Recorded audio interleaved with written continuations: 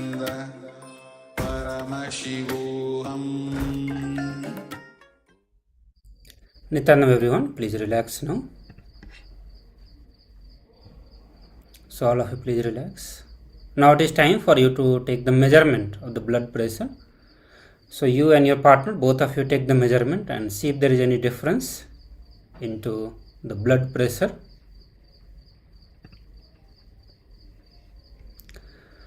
So while you figure it out, take the measurement. After you have taken the measurement, do share in the Zoom chat and the YouTube video or the social media platform where you are watching. We'll get ready for the next session, and next session is on authenticity only, but how to unlock the power of thinking. So we are going to have multiple powerful cognitions, the deeper truths on unlocking the power of thinking and what it can add to our life. So the power of thinking is the power to train and tune our thinking to its highest potential. So almost all of us think that we know how to think. We have the capability to think and we know how to think correctly. But in the many instances we fail to think in the right way, and we do take many wrong decisions, or we will not be able to think about many things. So the power of thinking, once we start manifesting the power of thinking, or we master it, the science of power of thinking, will be able to train and tune our thinking to its highest potential. So whatever the highest potential of our thinking, we'll be able to align to that and start using that in our day-to-day life. So Swamiji says that whether you know it or not, whether you believe it or not, you can control your mind as or in the same way that you control your body's movement. And all of us very comfortably control our body movement. Like if I want to move the hand, leg, or different parts of body, it's so casual and so comfortably we move. In the same comfort, we can control our mind also. And for most of us, it is not the reality as of now. We know that once the mind goes into certain direction, it just goes on thinking, and it becomes difficult for all of us to unclutch or disengage from the thinking process that goes on. So Swami said that you can decide and declare who you want to be. And it is possible to train your mind and encourage only the thoughts that are in alignment with your highest possibility, and discouraging and completing with all the disempowering ideas. So the first thing that Swami is saying that we can declare, we can decide and declare who we want to be. So all of us have certain desire, who we want to be, or the way we want ourselves to be, which we can summarize as the inner image, outer image, life image, and the other image. All put together is the identity. All put together is what you think as you, or what is you literally. And it is possible to decide and declare who you want to be. It is in your hand, and once you make that decision, it is possible to train your mind, okay, or encourage only those kind of thoughts which is going to support this identity of you. Means who you want to be. All your thoughts can be aligned to this identity, and you can disencourage or disempower or complete with all the thoughts which is against who you want to be. So it is possible to do both of that. We'll get into that session also.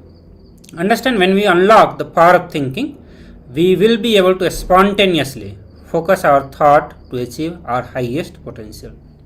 And for that we need to unlock the power of thinking, and this is what some is saying, that only when we unlock the power of thinking, we will be able to spontaneously focus our thoughts to achieve the highest potential. And as we know that constantly functioning at our peak possibility is authenticity, and authenticity is the key that unlocks the power of thinking. So all of us need the power of thinking, and I am sure all of us want to unlock the power of thinking, but the key to that is practicing authenticity.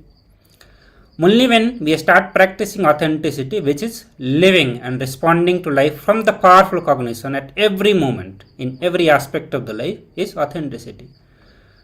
So whenever we interact with the life, or whenever we deal with ourselves, there is always a thought that goes through which we relate.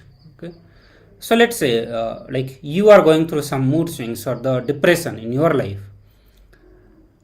You try to heal yourself through certain thoughts that you entertain, certain ideas, certain belief. If you can infuse powerfulness in that, if you can use powerful cognition to deal in that specific aspect of your life, you are manifesting authenticity.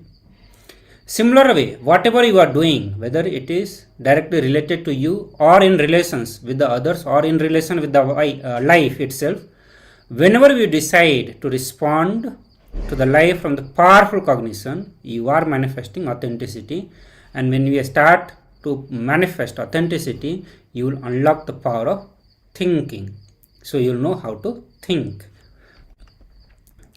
So Swamiji said that you do not have just one identity as you imagine, as we all imagine, and what we imagine, that inner image is my identity. We all have 4 identities, which is inner image, outer image, others image and the life image, and all the times we carry all these 4 identity, or we can also call that as the dimensions of us. So we always have all these 4 always active and playing its role whenever every time actually. The very first identity, which is inner image, and the first of these 4 identity is mamakara. So in the Sanskrit it is known as mamakara, it is inner image. So it is the inner image and the experience that we carry about ourselves, such as I am healthy, I am intelligent, I am rich, I am poor, I am stupid, I am dumb, I am hardworking, I am lazy.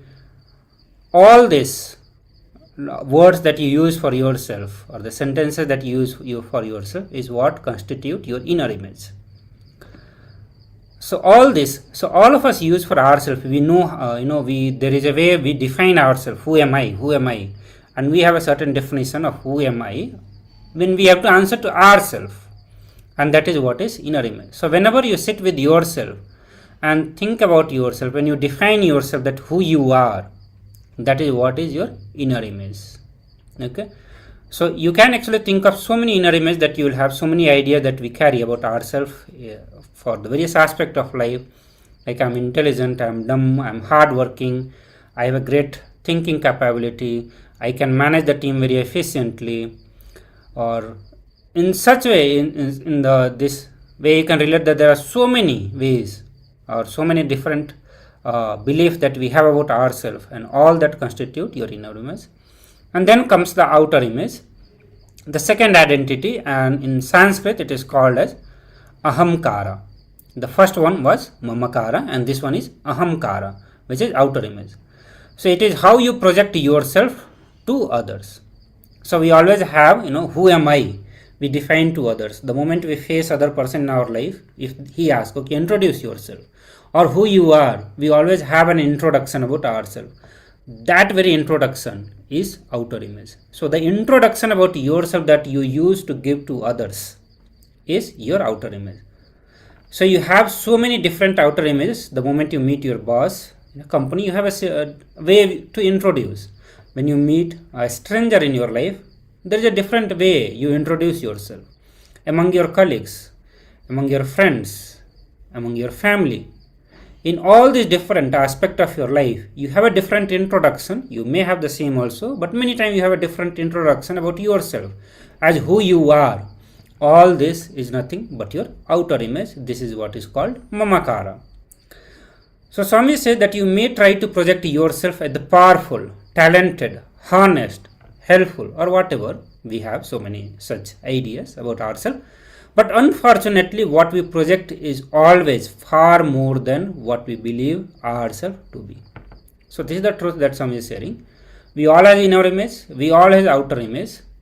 But the outer image that we project to others, the introduction about ourselves that we give to others, is always much higher than what we believe about ourselves. So the introduction that you give to yourself and the introduction you give to others about yourself, there is a huge difference. What we believe about yourself is always very, very low. The introduction that you give to others is much higher than what you are or what you think as yourself. The third identity is called others image. So the image or expectations that others have about you, and this is called anyakara or others image about you. So in life, your father, mother, means your family, your colleagues or your friends, your boss, all of them have certain ideas about you, certain belief about you, and that is what is called others image, and this is also very much part of your identity. You may think that how it is part of you, we'll get into that also, but right now just get through this understanding that others image is also part of your identity, means what others in your life believe about you. And we all have so many people in our life, and you will see everyone will have certain ideas about you, certain belief about you. All that is part of the others image. So how other perceive you may be different from how you project yourself to them, and that also many of you would be aware that you go on projecting in some way to others, and most of them do not believe. Like I may be projecting that I am very hardworking, but people around me will maybe just laughing. They may not be just directly telling about that, they may be just laughing, but they will have their own image about me, whether am I hardworking or not. So similar way, all the introduction that we give to others, that I am very talented, I am a hardworking guy, I have the team management skills, so many different introduction that we give to others, but others do not subscribe to every ideas or the belief that we project to them, or the introduction that you project. They will have their own ideas, and that is what is called others image. Okay, so because people create their own opinion about you from the subtle signals that you give to them, rather than what you openly project. So many times we are openly we say that who am I, and then there are many times, but every time your every actions and the conversations that we happen, or the very way we carry ourselves, we also convey subtle message about ourselves to others. So we may be projecting that I am very hardworking, but the body language, through the body language also people catch whether you are hardworking or not. Through your you may be presenting that you maintain high cleanliness, hygiene, you are very presentable, but your body language or the way you live gives a certain message to others how you are actually living. So understand, based on all those things, people create opinion about you, and that is what is called others image. Here Swamiji said that the human beings are intelligent enough to catch even what you do not say, means how you are living, your body language, the way you talk, the way you communicate with others, the way you present yourself, the way you live, all that is the way you give message to others about yourself or who you are. And people are intelligent enough to catch, you do not need to say them, they will catch it who you are, and that is how they create an idea or opinion about you. Then there is a fourth identity which is called life image. The fourth identity is very subtle because it is not directly related to you. It is called Swanyakara in Sanskrit, or life image. So life image is what you experience life to be for you. Okay. So we all will have certain ideas about the life we all are living, whether we see life as a God or manifestation of God or not, or we see life as the nature, but we do have certain idea about the life or the unknown aspect of you that you do not know, and that is what is called life image. For example, you may feel that life is lonely or life is complicated. So many of us do have certain kind of idea, like life is uncertain. I do not know what can happen to me tomorrow or the next moment, or I do not know how the life is going to unfold itself to me. So this is the idea that life is uncertain, is also an idea about the life. Or you feeling that life is so lonely, or life is sacred, or life is scary. The unknown, many times the unknown scares us, frightens us. So you may have the idea about the life, it is so scary, or life is always showering me with everything that I need, or you may feel life is so unjust. Whatever I may do, but I do not get things that I deserve in my life. So all these are nothing but your idea about the life, and that is what is called life image. Understand, this is part of your identity because it defines the exact experience that you are going to have or you are going to receive from the people and the situation in your life. So for now, just go through this powerful cognition, but experientially you are going to understand that how life image is also part of you, and how it impacts your life actually. It determines the kind of experience that you are going to manifest in your life. So the kind of idea that you will carry about the life, if you feel that life is uncertain, your thoughts, your thinking system will be different. When you feel that life is scary, you are going to react to life in that manner. When you feel that life always cheats you, whatever you may do, but you are not going to get what you deserve. If you feel that life is unjust, that will shape your thinking, your action, everything will be impacted.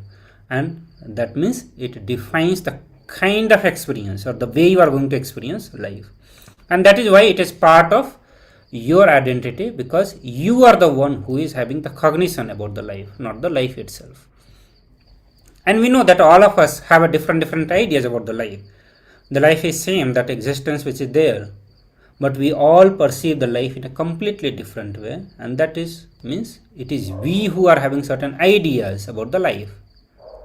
So it is very much part of our identity. Now, where is the source of conflict? Understand a thought pattern, which is a predefined way of responding to any situation based on a powerful past experiences, which is mostly failure, rejection, being punished, being rejected or subjected to abuse, or witnessing to death of the loved one. So understand the various situations that we go through in our life, that is what shapes the thought pattern that we have in our life. If you have a certain idea about the life, let's say the life is so unjust, it is not that you built it right now, but it is built in the past with a certain experience where you actually felt that you are cheated. So when you go through this kind of cognition or the emotions in your life, you build certain ideas about the life. It is the time when you build the idea about everything else also. So understand our thought patterns are very predefined way of responding to any situation. And it is based on the past and experiences, failure or rejections or such things like that. So during such moment of crisis, when we go through these moments of crisis in our life, we create an idea about ourselves and the life itself. So whenever you are not able to handle the life the way it is happening, and which is the case with all of us, if we are living the life, we do face multiple situations in our life which we are not able to handle. We face the crisis in our life, whether it is identity crisis or the life crisis itself. During those moments is we define ourselves, we define life itself. We create an idea about ourselves, we create an idea about the life. Understand, it can be like I am a weak. When you are not able to handle the life the way it is happening, you may decide that I am a very weak guy. Let's say you have some fight with somebody, with your neighbor. You get beaten nicely, you may come to this conclusion that I am very weak. Or in a company, you are being subjected to disrespect or the abuse for some non-performance. You may come to this understanding that I am a non-performer, I am a weak, or I am a dumb guy, I am not intelligent enough to understand a certain scenario or situation. You may come to such conclusions, and this is what becomes your inner image. And similar way, you will create certain idea about the people or the life itself, and that is what becomes life image. So understand, almost all the root patterns that we carry or the thought patterns that we carry are negative, even the one which may lead to success in our life, because they are born out of the feeling of powerlessness. See, even what we call as the success in our life, many of those are born out of powerlessness. Let's say you have so much of fear of your neighbor, or maybe even in your family with your brother also. He may be beating you continuously and you feel very powerless. You do not know what to do or how to deal with him. Okay, he may be a very bullying guy. And then you decide to build your body. So even after a few years, you build a healthy body, a well-built body, muscles. But that is born out of the incompletion. Understand? So even those thought patterns where you decide to do the hard work and build your body, even those thought patterns are negative because it is born out of powerlessness. So we look for the source out of which, the context out of which you are doing the work matters. If the context is out of powerlessness, understand whatever is born out of it is going to be powerless. Whether it brings a success to you or failure, both are life negative only for you. So there are various kind of root thought patterns or the thought pattern that we carry in our life, We just give few examples, but you look into your life and find out what are your thought patterns. It can be, I am a failure, nobody loves me, I am alone, I am ugly, and life is out there to cheat me, I am weak and unhealthy, I am powerless, so I have to please everyone. Life is hard, so I have to be extra smart. Or life is too big for me to understand. These are the various thought patterns that we carry in our life, which is life negative. So understand what Swami said, that all the thought patterns are based on inadequate cognitions. Because life is different every moment and we need to respond spontaneously. So whatever thought pattern we may be carrying, as long as we are responding from it, it is powerlessness. Because life at every moment is unique and it needs to be responded with spontaneity, with uniqueness. But what we do, because we are a bunch of programmed thought patterns and actions, it leads us into the conflict that never let us in contact of the life as it happens. So we have many we have many thought patterns, but out of that we have, but very few of them will be root thought pattern, which defines all the thought patterns that are continuously running in our life without our knowledge. So even the conflict among our four identities are nothing but the result of our root thought pattern. If we have a certain idea about ourselves, but we project a different personality outside, that is inauthenticity.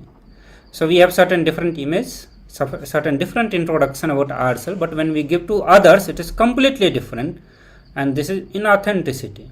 And this is happening because of the root thought pattern that we have. This conflict between inner image and outer image is existing because of the root thought pattern that we have. So if you look deep, all the problems arises from the conflict among the four identities. So any problem in our life that we may have, all is because of the conflict in our inner image. The conflict in our identity, which constitute all the four images. So when any one of the dimensions is out of the alignment with other, it causes disease, suffering and incompletion in our life. So all these identities that we carry are actually thought patterns that we carry about ourselves. Here is the master stroke that Swami is giving, that all the identity that we carry in our life, whether inner image, outer image, life image, others image, which actually is the real life for us, all this identity put together is what we think as us, what we think as life. Understand, all this is nothing but just a few thoughts. He is not saying that it is the reality, but it is just the thought that we have. See, even others image that we have is just an idea that we created in others. So we are creator of all the four images. So now when one identity fights with another identity, how can our thinking be focused? And that is what we are working to learn here. To manifest the power of thinking, we need authenticity in our life. Means we need to reduce or remove all the conflict that we have in all the four images. As long as these are fighting with each others, we cannot be authentic, we cannot have the focused thinking, we will not be manifesting the power of thinking. All our energy will continue to go into reconciling or fighting identities. When all our identities or images are in tune, in alignment, our thinking will be aligned to the one direction. Our thinking will become clear and sharp like a laser beam and will awaken the power of thinking. Understand? The important truth that if we can project a higher identity to others, it means that the higher identity is already there in our visualization, in our thinking space, and whatever we can think of as ourselves, we already have the capacity to make them as a reality. So now we are going to look into one of the major problem, the source of conflict that we have among all the identity, all the four images, and we are going to listen directly from the Supreme Pontiff of Hinduism on this. So let us watch this discourse from the Supreme Pontiff of Hinduism. Listen.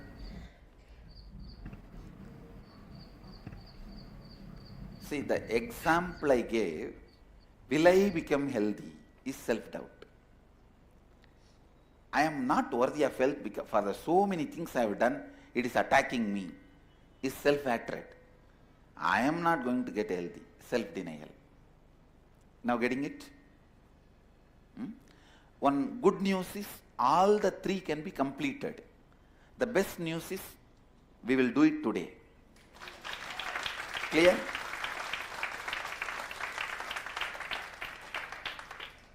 Self-hatred. Listen, when you try to see all the struggle with outer world for us, with all the human beings, is nothing but you try to push yourself in some way, but others are not ready to receive you in that way. That's all. How many of you understand? Sometimes you show yourself as a very compassionate person, very passive person in an aggressive way, in a very humble, like this 120 feet tall cutout.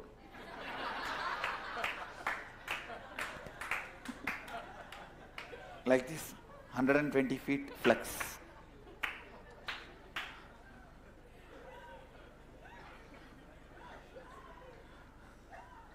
Understand?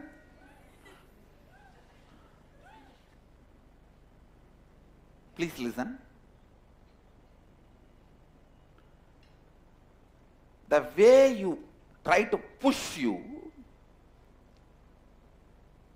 and the others are not receiving it in the same way, that gap, that pressure which you created, listen,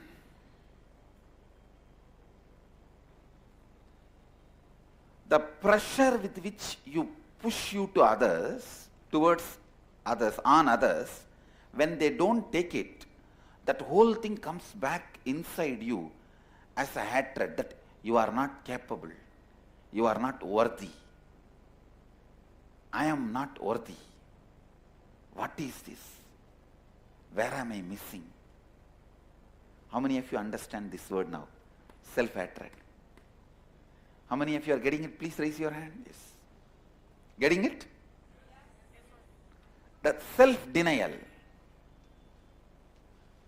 Listen. Let me finish and then self-denial.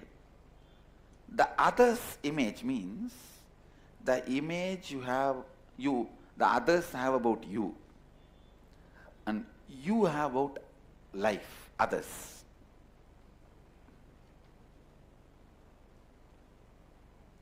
You always wanted others to feel great about you, means very trusting, loving, compassionate, caring. But inside you, you think, all these fellows are out there to cheat me. Listen, when you open and trust others, you feel vulnerable, you are afraid tomorrow they may cheat you. So you keep yourself closed. But you constantly expect others should open. Listen, the biggest secret is opening up but not being powerless. Trust, open up, but never being dependent. Just yesterday I was talking to one of my Swami.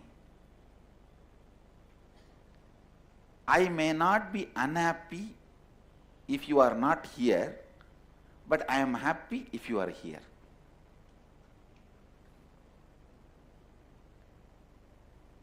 But we always think the other person should be unhappy if we are not here. How many of you are getting it?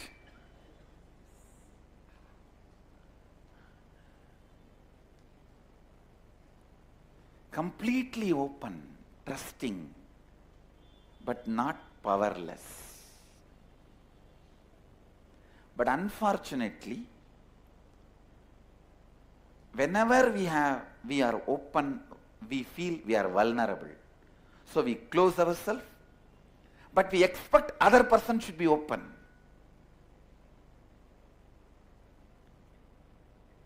So this gap,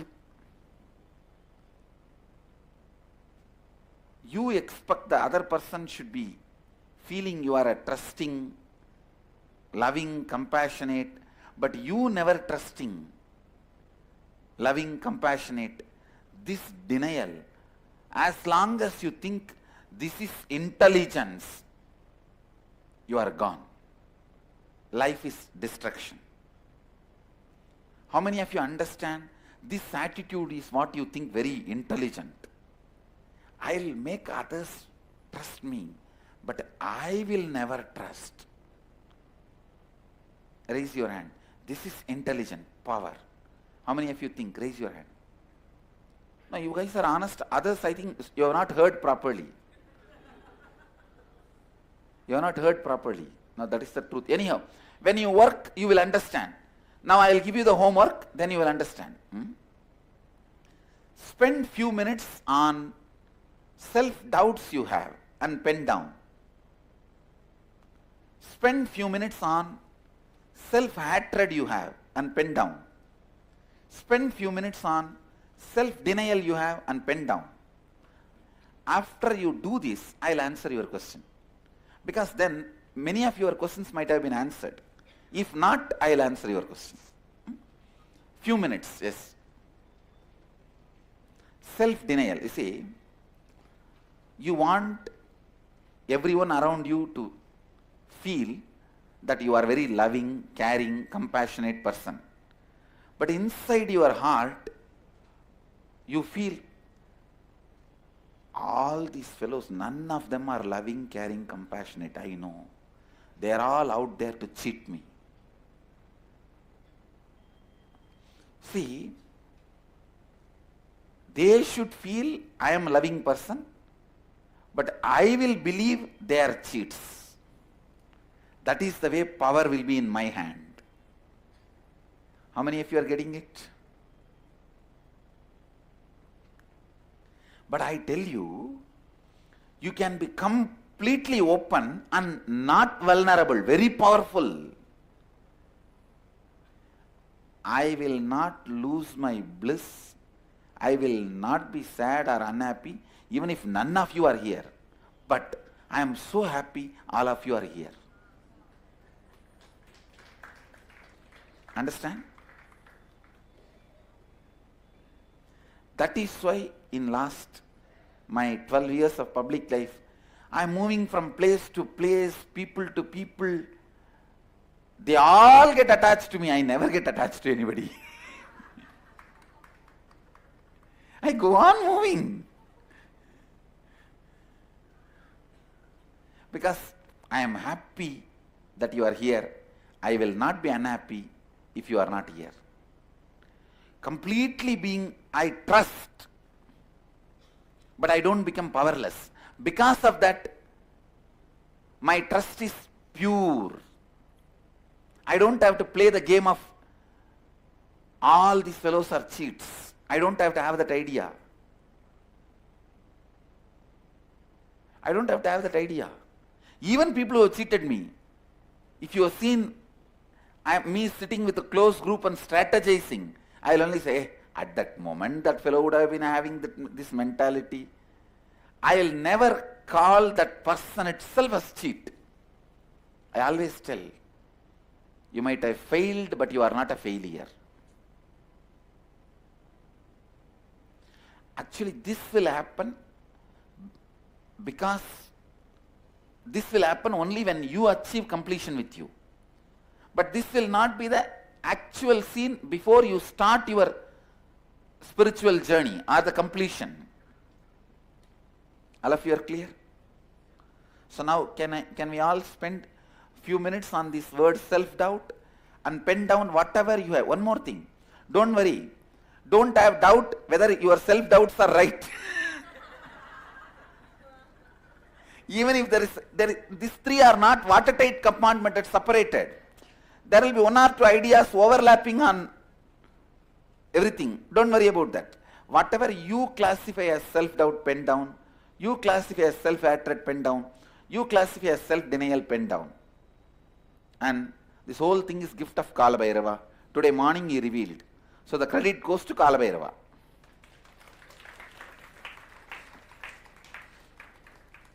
And I am 120% sure you will not find this in any book, because he revealed it.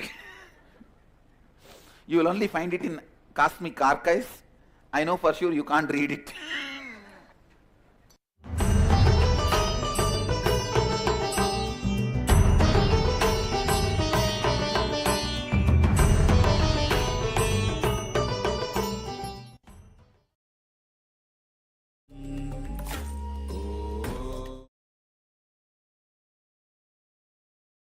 Yes, Nitano everyone.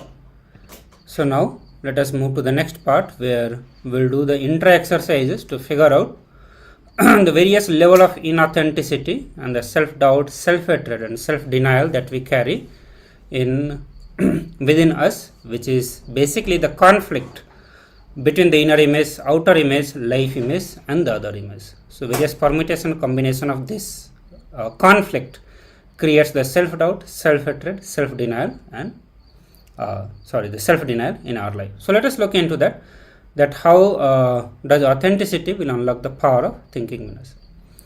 So Swami said that your thinking goes hand in hand with the way you want to build yourself. These 4 parts of your thinking need to be completely purified.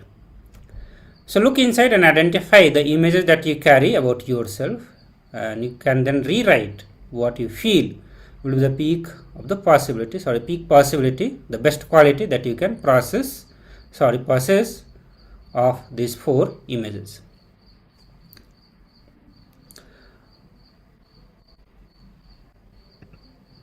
So now let us get into the intra. So please pick up the pen and paper and make the 2 column in your workbook. One side inner image and the another side will be outer image. So title inner image and the title outer image, make the 2 column.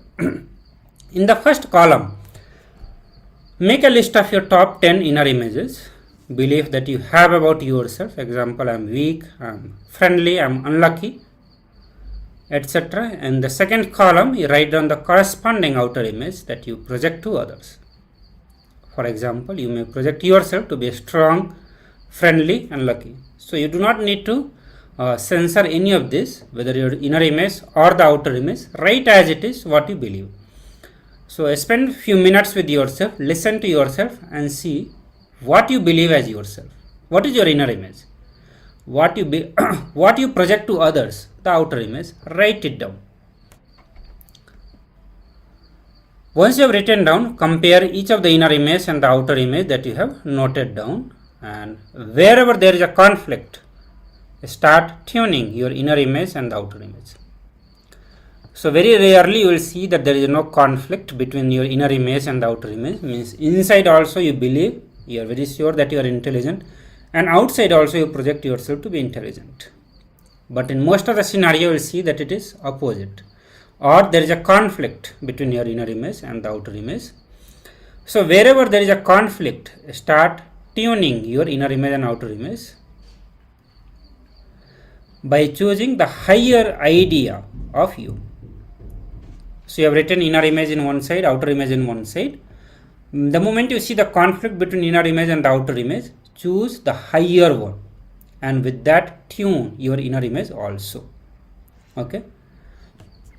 So wherever your outer image is higher, decide your inner image also to be higher image.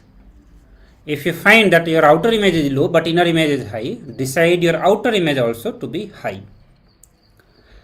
Like, again taking the example, if you feel inside that you are a powerless guy, you are a very weak, or you can be bullied very easily, but outside you project yourself to be very intelligent, nobody can pull your leg. So decide your inner image also to be intelligent and nobody can pull your leg. So you are going to tune your inner image to the higher outer image. In certain scenario, your inner image may be higher but the outer image may be very low. In that case, tune your outer image to the higher inner image. And this is what you are going to do in the 4th step. And you do this for all the points that you have written, means all the inner image and outer image that you have written. You compare both the identities and choose the best one at the both and make that as the image for both. Okay. So if there are some great quality in your inner image, you need to raise your outer image to match that. And if there are some great qualities in your inner image, raise your outer image to match that. And continuously tune yourself to the peak image of what you think. Okay.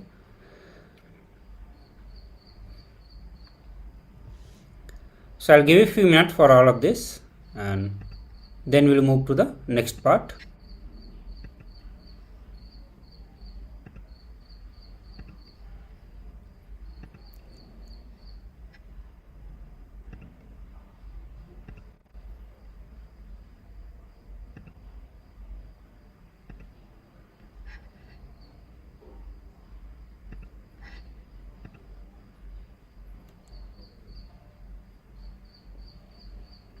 Yes, so I'm projecting it now.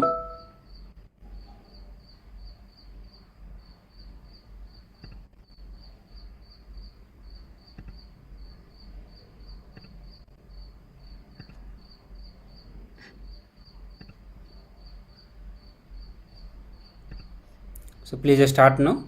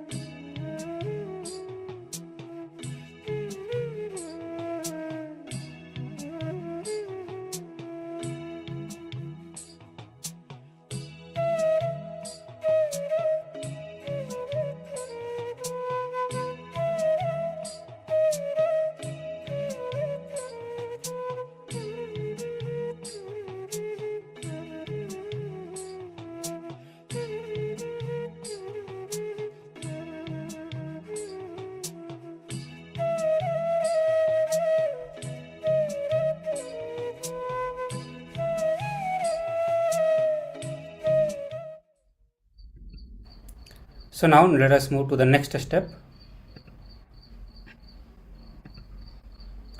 So once you have written the inner image, outer image, compare both of them and tune it to the higher potential. Now the next assignment is bringing authenticity in your thinking.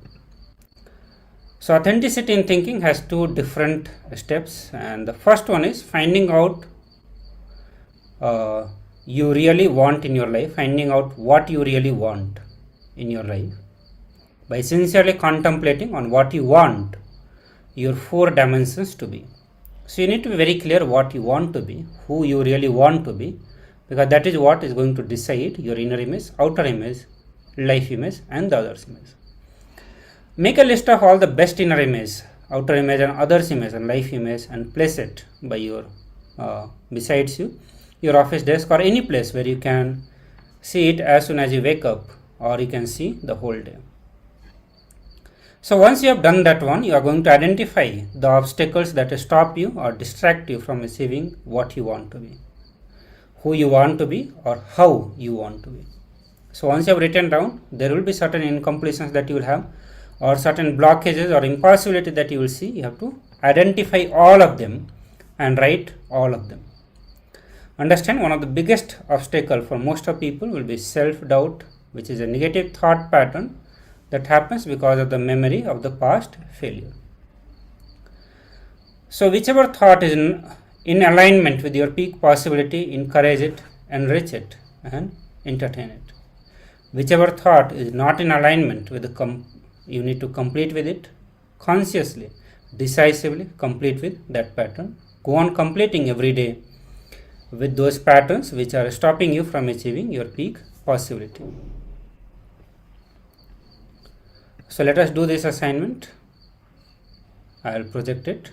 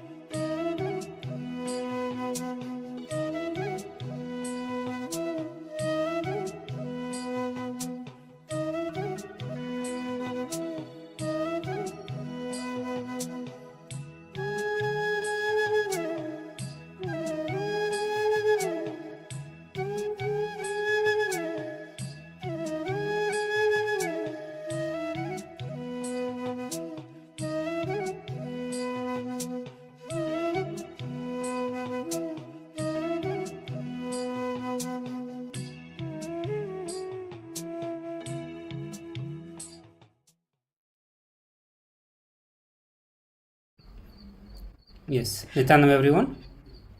So now let us get ready for the power manifestation.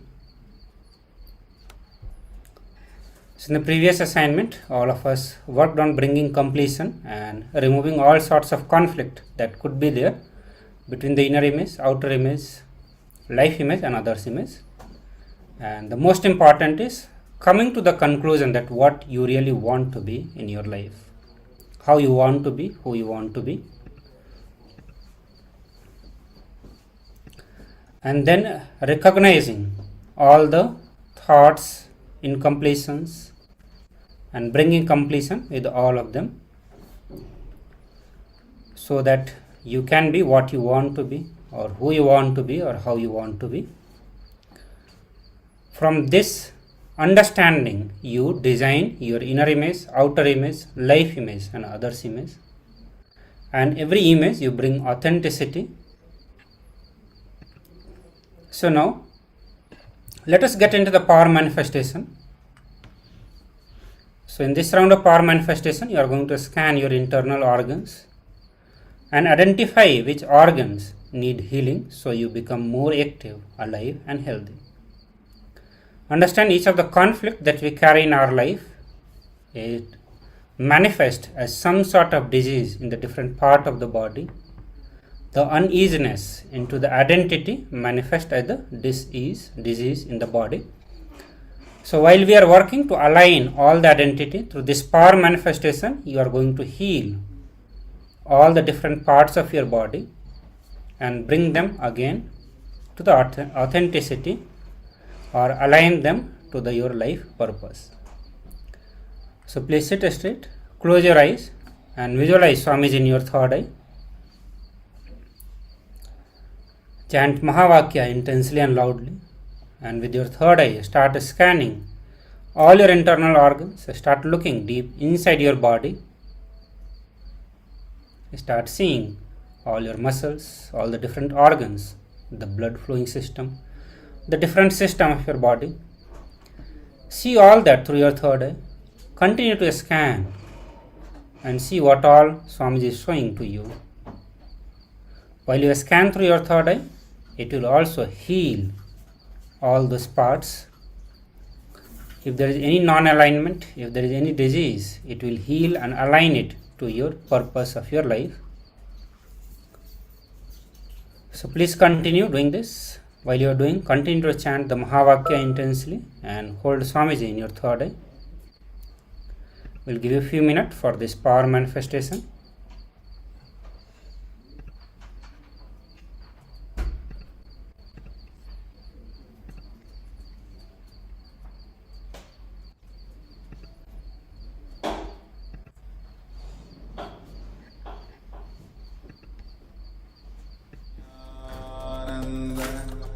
Paramashivoham Om Nityananda Paramashivoham Om Nityananda Paramashivoham Om Nityananda Paramashivoham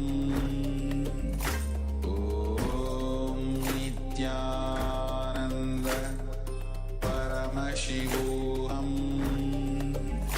Om Nityananda Paramashivoham Om Nityananda Paramashivoham Om Nityananda Paramashivoham Nityananda Paramashivoham Om Nityananda Paramashivoham Om Nityananda Paramashivoham Om Nityananda Paramashivoham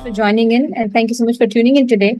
And over the last few days, we have had people from so many different parts of the globe that have come here to share with us what it is like to experience Paramashivoham. And we have had people from Australia, the US, or Canada, different parts of the world that have come together to share with us about why Paramashivoham is important, their journey in Paramashivoham, and how Swamiji has gifted them the greatest breakthrough in their life, be it in the aspect of relationships, health, wealth, career, in every aspect of their life. When you have an avatar in your life, he just does the entire magic for all of us. So here today we have Kailasa United Kingdom, Kailasa Europe, and Kailasa United Kingdom joining with us.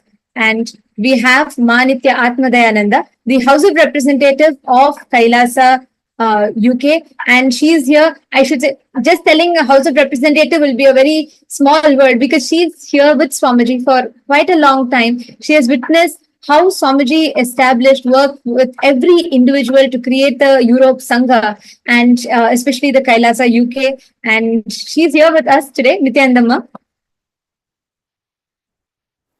Ma Nityanandam, it's always a pleasure to see both you, Ma Tattvapriya and Nityanandam. Thank you so much for having us. And thank you to everybody that is watching and listening. I'm once again very excited to be here and to be part of the Glimpses. I actually remember when Glimpses first started during Inner Awakening so many years ago, and there is nothing like sharing the experience that the breakthrough I've had. There's nothing like it, and there's nothing like listening to people who had these breakthroughs as well.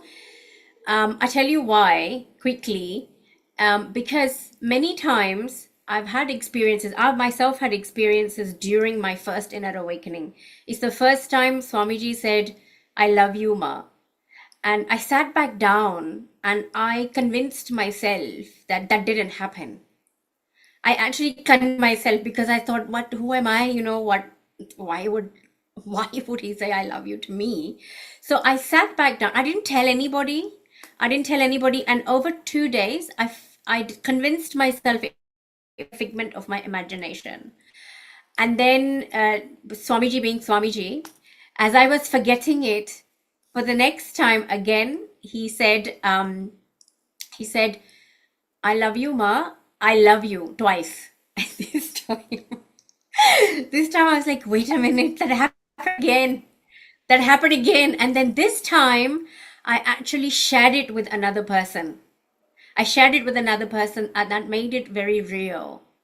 So sharing the breakthroughs we're having is so important. After that, I learned to just keep sharing any breakthroughs I have, whether somebody's always actively listening or not, or I will make a YouTube video or I'll make a Facebook video and I'll share it. So I think the importance of sharing breakthroughs is huge, because the mind can convince us that, maybe that was just something that maybe it's just my figment of my imagination, it didn't happen. So anyway, that's me understanding the importance of glimpses of Paramashivoham and how much it benefits for us to listen to each other, because with the spiritual experiences, with Paramashivoham and Paramashiva himself, it's subtle and it's very easy to dismiss, so and many times we do not always give credit where credit is due. The breakthroughs happen because of the program, because of the subtle changes that are happening at a deep level. So I'm very excited that the Europe UK Sangha is here to share. We've been here for some time, and it really benefits to have this beautiful ecosystem that is developing, despite of all of the persecution that Swamiji's gone through. The fact that it's all coming together is just testimony to the strength of what Swamiji is doing and the programs that are available free of charge. Actually, my Swamiji tells always that all the sanghas in Kailasa is founded with love.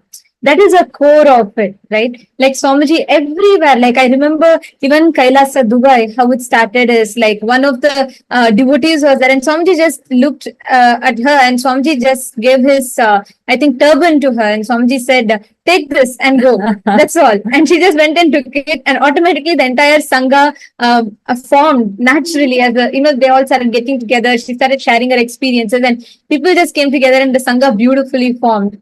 And listening to your experience, it just reminds me of the same, that how every sangha, everything, the foundation of it is Swamiji's love, and that is why it is like unshakable. And also the way, like, I'm really so happy to see this is like Europe people sitting together and seeing that, everywhere, like even yesterday we had people coming from Fiji, Australia, New Zealand, and before that we had from Los Angeles, USA. And like whenever I see like how people from different parts of the world are sitting like and experiencing, able to experience the authentic Hinduism just like that so easily. So like it's so nice to see all of you, wearing the kumkum, wearing the traditional dress, wearing the rudraksha, and like sitting here is just really, really something that I feel like so blessed to even witness this.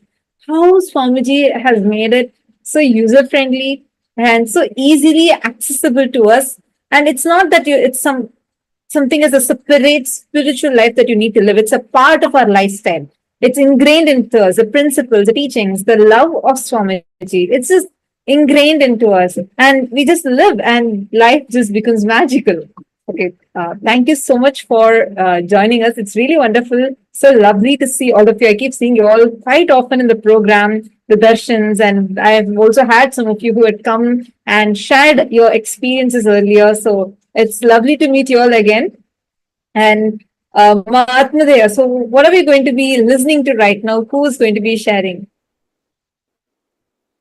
So we have actually, let me introduce first of all everyone that's here to give their insights and experiences from the various Paramashivoham programs that they've attended. I know most of us have attended more than one. So we've got Asaf, who's from Germany. We've got my Yoga Swarupini, who's from UK. We have Lisa from Netherlands. Shri Nitya Banahastananda is from UK, and Nitya Mahagovindananda also is from UK. So I can introduce we can go one by one, and maybe perhaps Asaf can start with his experiences that he's had during Paramashivoham. So first of all, thank you to each and every one of you, because we've had quite a few different shifts and changes, and you've all patiently gone through the ups and downs of the changes. So thank you to each and every one of you that is here. So with Asaf, if I could start, perhaps Asaf could share a little bit about himself, a little background, how he came to know about Swamiji, what drew him to Paramashivoham, and also which level of Paramashivoham you attended. It'll be good to get a little background and to start with that.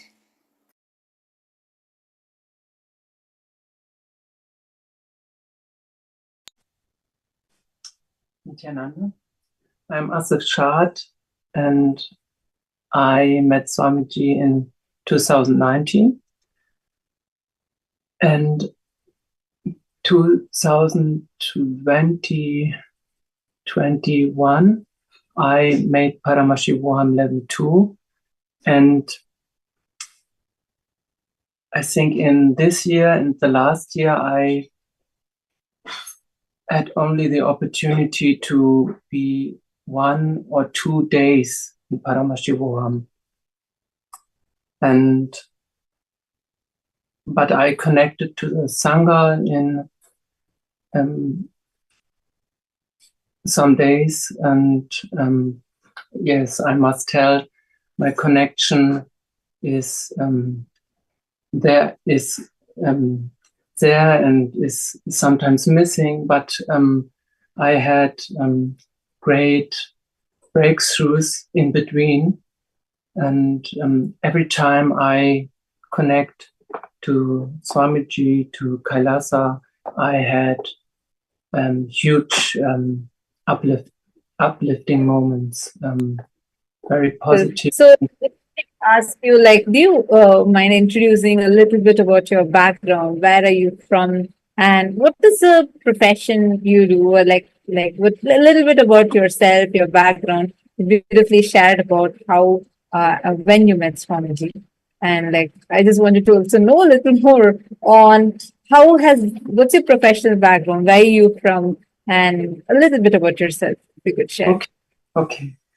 Yes, I'm from Germany, northern part of Germany, Hamburg, and my profession is I'm an artist in painting. Oh wow! Yes. I'm working still in this field, but I'm earning my money with some other jobs, not with art. And my interest in spirituality was my whole life, and I lived with German people, and I learned about Christianity. In the art school, I learned about the Indian culture, and my family background is Muslim. So I was in touch in many spiritualities, but what to say?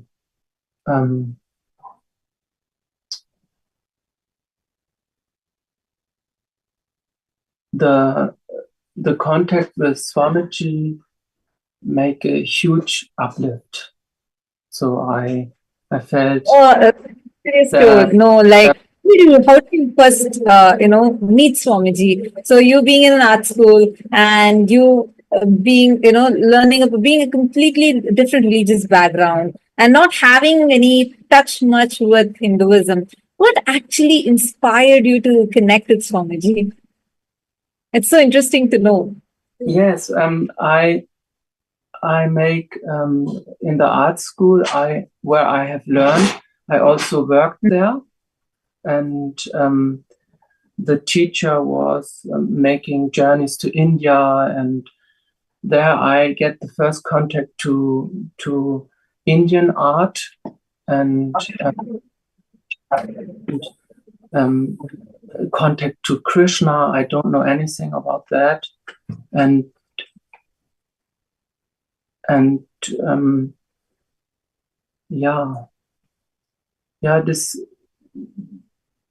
this contact was intense with my German friends had contact to Sri Aurobindo, and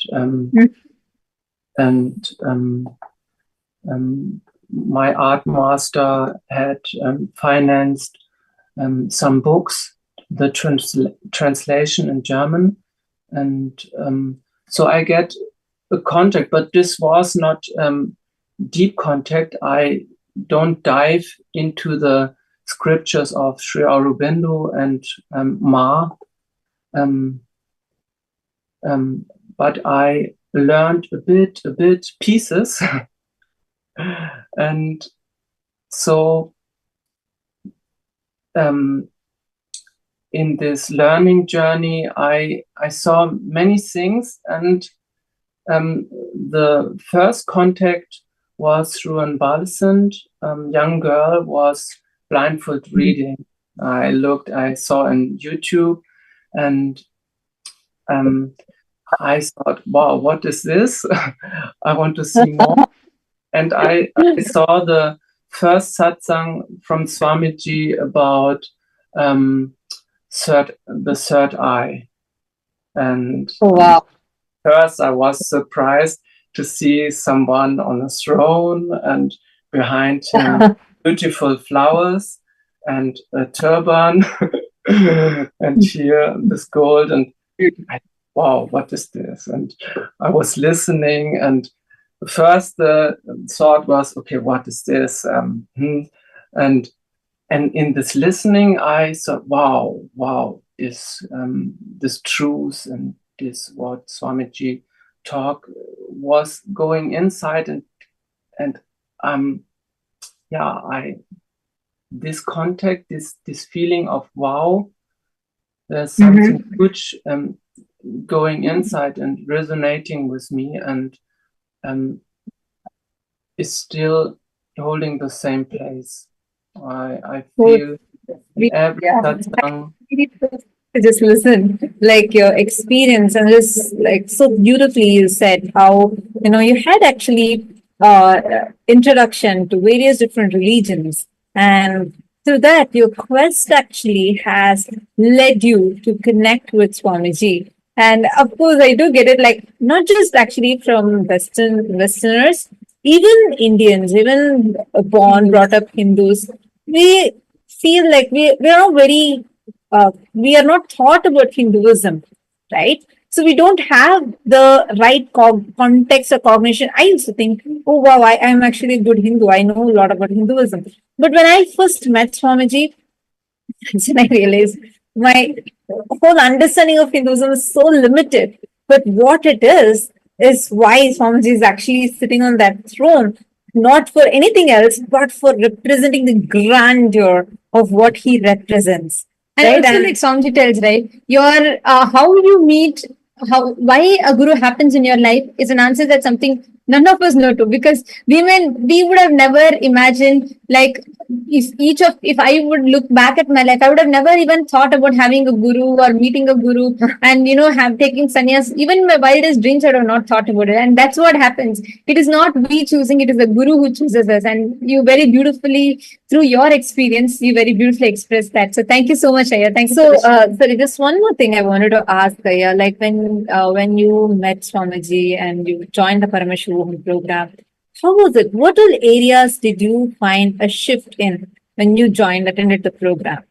When you shared saying it was life transforming, like if you could just brief a little more, what was the way your shift in experience? The shift was the program. I think the program itself, to attend the whole day and to make what I learned to process this inside of me, with writing about myself, the incompletions, and also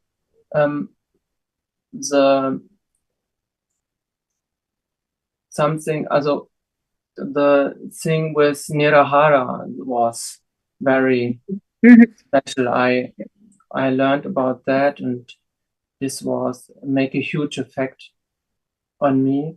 The powerful cognitions, and I was in the Paramashivoham, and late in the night, someone who I'm living with, he talked to me, how you can sit so long, so many hours, and I was so and this is also one thing.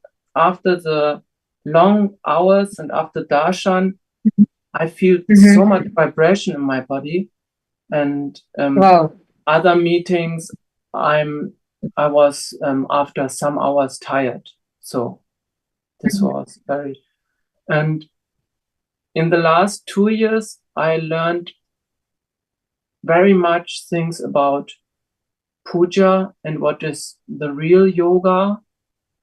And this is, I think I can learn more and more. And now I feel the need to practice this, because I think I internalize this. What is the importance of puja and yoga? Actually, I just wanted to share with you, last few days we've been having so many participants who are coming and sharing their experiences. One thing I've been noticing, and like everybody's sharing, is that the lifestyle, the Charya Pada of Swamiji, that Swamiji has given, like how you beautifully shared about how you feel now you understand the importance of yoga, puja, and like everybody have been sharing this. I was like, wow, like Swamiji, the revival that Swamiji is doing, it's really, really so powerful. Thank you so much for taking your time and coming and sharing. It was really wonderful to listen to your sharing as well as connect with you and know how you met Swamiji, know about your background, everything. Thank you, Aya. Thank you so much. Nityanandam. Nityanandam. Thank you so much, Nityanandam. So we have actually more and more participants right here who have joined us. Like we also have Sri Nitya Banahastanandaya who has also joined us. Nityanandam. Nityanandamaya, thank you so much for joining with us today. And would you want to share a little bit about your journey with Swamiji and also how you experienced the transformation? I know, just to share with all the viewers that are watching this, Banahastaya is blessed by Swamiji to be able to download the truths that Swamiji has revealed and to be able to write books on that. And he has actually written books and published them as well. So, for you, Aya, from your perspective, how was this experience of attending sessions with Swamiji, attending programs with Swamiji, and how did it change your life? Nityanandam, can you hear me? Yes, Nityanandam. I'll try to be concise. So I was connected with Swamiji. It'll be 10 years ago in May next month, and I felt completely stuck. So I meditated and asked to be guided, and then someone invited me on Facebook to an event, and that's how I got connected. There's been a huge change since then. So I attended in Awakening, and that was in the days when Swamiji was physically available. So I didn't know what was going on. He awakened my Kundalini, and my body started jumping around, and I didn't understand that. I just went to learn completion, and then he initiated all of us to be healers, and I didn't understand that either. And 4 years ago, I became fully vegetarian, and he started healing people through me. And I stopped biology at 14. I have no knowledge, right? So frequently I do body scanning or healing, and then I have to look on Google to find out what's happened, because I don't know anything about it. My background is essentially I studied economics. I worked in banking and consulting. I have an MBA.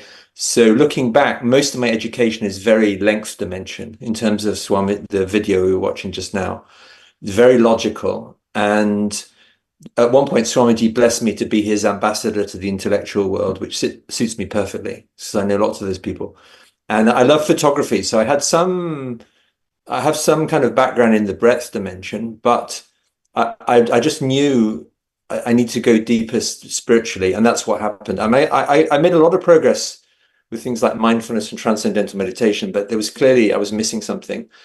And where I've got to now is I've done a lot of programs. I think as far as I've got to with Paramashivoham is Paramashivoham Level-2. And also we have the time difference, right? So I turn up to as many darshans as I can, which are midnight our time usually. And the routine I've got into is amazing. So what happens is when I have a problem or a question or anything, I just ask Swamiji on Zoom chat. So I just type my question or I ask for blessings, and the reply comes back in capitals. So it's like Guru on demand. It's amazing. So at one point, I think I mentioned in an earlier session, I said, please bless me to write this new book about you. And he said, I will write it. Just do puja and yoga, I will write it. And I said, I want to build a big, so my current job, official job, is I recruit chief executives and chief financial officers and so on. But I really want to build an investment portfolio, a big investment portfolio, and then recruit people and help the companies grow. And so I asked blessings for that. And he said, oh, it's going to be much bigger. He replied and said, the portfolio is going to be much bigger. You're going to help millions of people. So generally I ask for things, and then he gives bonus blessings. He says it's going to be bigger than that. And that's how I operate now. I operate in the length dimension as little as possible. I just get as clear as I can about what I'm going to manifest. And then I ask Swamiji for blessings. And sometimes he says, no, don't do it. Like a while ago, I just checked. I said, should I have anything to do with a business? It was a company that was, there was some element of animal testing for curing cancer. And I thought this is probably wrong, and I'll check. And he said, he said, don't touch it. He said, a cure for cancer is readily available. Just don't go, I'm paraphrasing. And it's true. I mean, he's healed cancers through me. So I know a cure is readily available, and we don't need to harm animals. So it's become kind of a dialogue via Zoom chat. But also I talk in front of the Atmamurti, and frequently the answers just come, they drop in my brain. It's not all Zoom chat, but it's very much a dialogue. That's what Swamiji says, right? I like actually like Swamiji is available to us not just through the like the physical form. Swamiji is not just the 6 foot form that we see. He is that very principle, and he's available so much through his Divya Sharira. That's what something you are sharing, especially about the time zone. I wanted to highlight here that something that really amazes me to see. I know usually the darshan happens during the Europe's midnight time. Yet I see so many people from different parts of Europe just logged in with wide awake and like with that wide smile and sitting and enjoying the darshan, receiving the initiations. And it's just so beautiful to like even witness that, to see that. And you were also beautifully sharing how Swamiji is there supporting you in every bit, every step of the way. Like literally, that is how Swamiji is exclusively there happening for us. I just wanted to ask you, I know earlier you had come to the program and shared with us about how the signs of completion, unclutching, all these are very powerfully helping you. Now, in this Paramashivoham program, you have attended the physical program and now you also done the Paramashivoham program. How do you feel that this Paramashivoham program is benefiting you, and why do you feel that this is something that everybody needs to attend? You could also. If I put myself in the shoes of the new person, there's quite a lot of knowledge which is new. There's a lot of knowledge which is new to anyone with a Western education, and Western education, as far as I can tell, includes a lot of Asians. A lot of Asians have basically had a Western education, so I think the information is super useful, and just watching the videos is really helpful. And it prepares us for the experience. Because otherwise you can have the experience and not have any clue what's happening. So it's helpful to have the knowledge and the experience, I think. And the exercises I find super helpful. I've done lots and lots of work on completion, and Swamiji says there are 5 or 6 patterns which are running your life. In Europe, we've dug deeper and deeper into it, and Madai's been running programs, and I actually identified the 6 main thought currents running my life all the way back to the age of 1. And I've got a chart, and I show this chart to my friends, and they said, "That's great. I need to do that chart now." So so basically the whole structure works intellectually, and then you have the experience. So the way I experience is I have the direct experience, and I can explain intellectually how this works, how this is structured. It's not some vague thing. It's a very clear structure, which Swamiji is obviously reviving from the scriptures.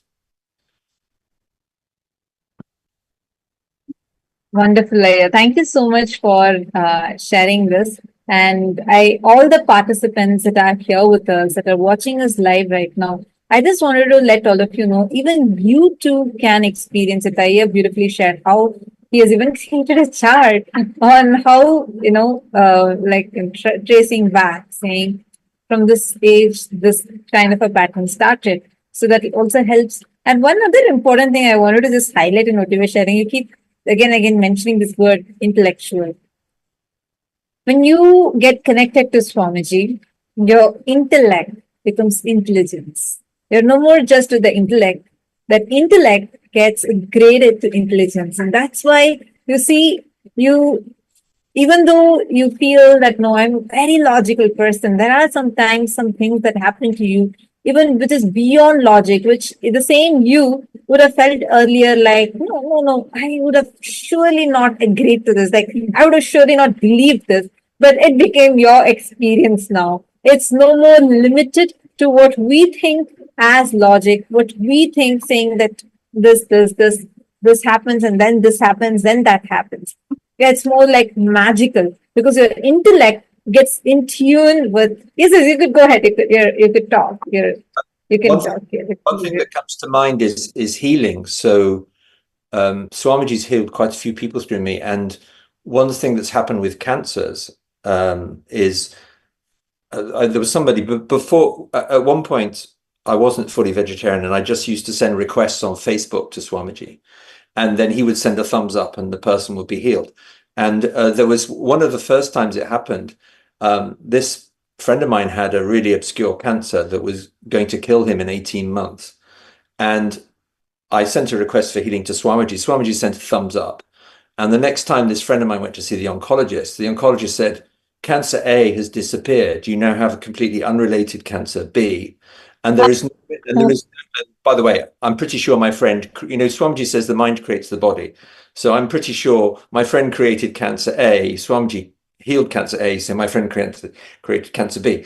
But the point of the story is that the oncologist said there is no medical explanation for this.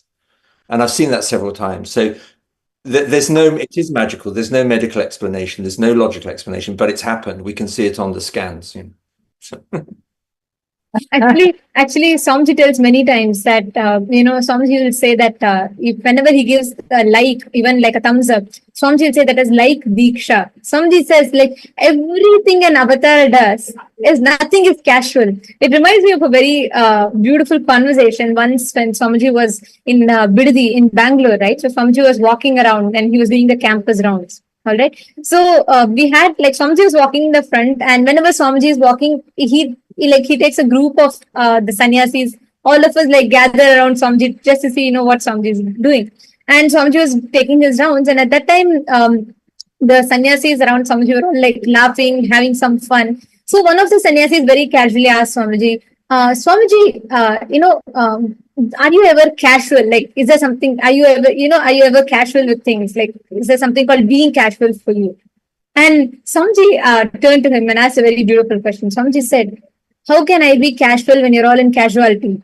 Swamiji said, there is nothing called casual for me because I'm here to say all of you, I'm here to give enlightenment. I'm here for all of you, and there is no normal moment for me. So look at that, even just a normal thumbs up. It's not normal, but even just one thumbs up and how Swamiji just manifests. Actually, many times I have seen this.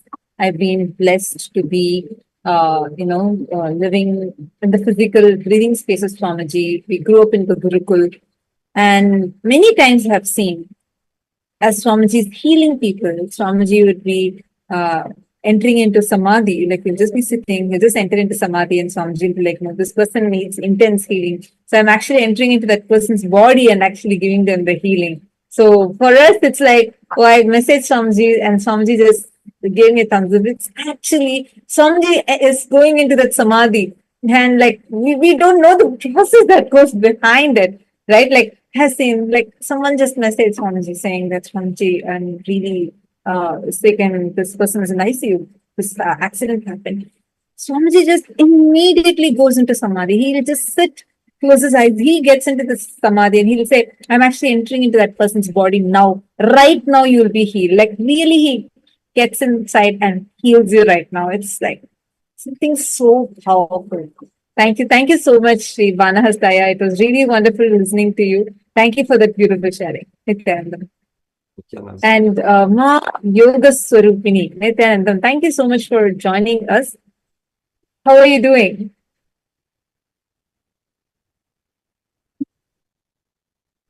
Sorry, I think you're muted, no? Oh, Nityanandam, everyone. Nityanandam. I'm Nitya Yoga Swarupini.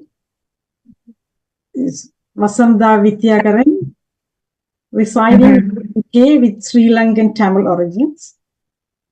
I participated in level 2 and 3 of Paramashivoham.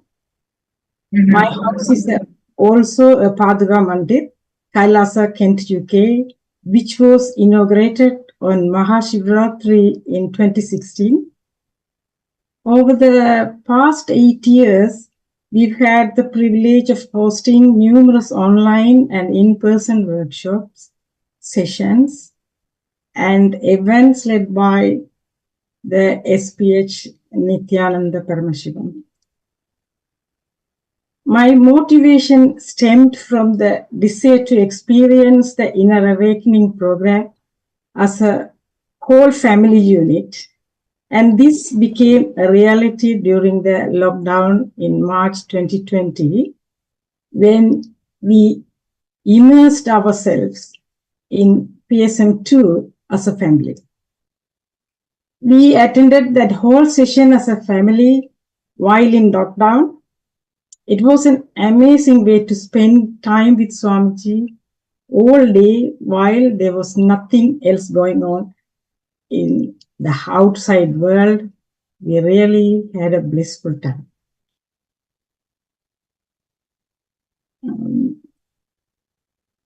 I do remember seeing you and your daughter sitting and attending the darshan, attending the program. I also see you now. So nice to see you even offering the Lagu Puja. I finished during the live stream. You having beautiful deities and offering them. So, as a Sri Lankan Tamilian and living in UK, how was it for you, your introduction to Hinduism and before meeting Swamiji? How well you would say you were connected to your roots, or how much did it mean to you? Yeah, even though I was born as a Hindu, but I didn't know most of the things before I joined Swamiji. Yes, I know compared to others in Europe, most of the temple and all other things. But I heard about Charya, Kriya, Yoga, Jnanam, but I didn't I didn't know depth of it. So after I joined Swamiji, I learned everything. And I had so many powerful cognitions since attending that PSM2 program in 2020. Wonderful, Ma. Like you did the Inner Awakening program, right? Like you said that you did the IA program. And then you came and you attended the Paramashivoham program also. And I've seen you quite a lot, joining in the program, sitting in the darshans, and just melting in the darshans. It's just so beautiful. I just wanted to know, how has it been for you? Do you feel if someone has already done the Inner Awakening program before, do you think that they too need to attend the Paramashivoham program? Yes, Ma. Yes. Actually, a powerful cognition I gained from PSM3 was, like if I say an example, understanding the power of our own will, actually, Icha Sakti. I was practicing that. During the program, we were tasked with manifesting a desire, and mine was mastering headstand postures from PVK Yoga. I had I had actually never imagined that this would happen, but I wrote it down. Surprisingly, I achieved this the very next day, showcasing the immense power of Icha Sakti, even at 63 years old. Wow. That's wonderful. So 63 years old and you had a breakthrough in doing yoga and you did headstand, Shirasasana. That's great. Just the next day, because I was writing and I was talking, the next day they're going to ask, did you manifest? I didn't practice anything. I just went and did it, So that much powerful Swamiji's initiation. Awesome. I wanted to highlight to the viewers what Ma is actually sharing, because in Paramashivoham program, we have a session where we work on Icha Shakti, where Swamiji says Icha Shakti is powerful than Kriya Shakti, means your intention, the will you carry is way more powerful even than your actions. So if you just carry that will strongly, you even before your actions, it will just happen. So Ma is so beautifully sharing that many of us struggle with doing yoga, especially Shirasasana. Headstand is like very complicated for many. So she's saying she's 63 years old. She has never tried it before.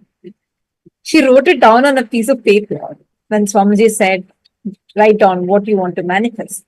She just wrote it down and she didn't practice. By the next day, she already had a breakthrough. She just went and tried. She was able to do it right away. And she had a breakthrough in doing Shirasasana. Wow. That's really wonderful, Ma. Thank you so much for sharing that.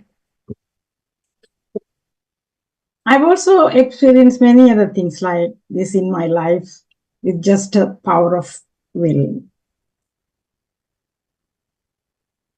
I just wanted to say another thing about, Paramashivoham 3, like through practices like unclutching meditation, explored state of samadhi that paved the way for extraordinary power, manifestation like remote vision, consciousness over matter, body scanning, and many more.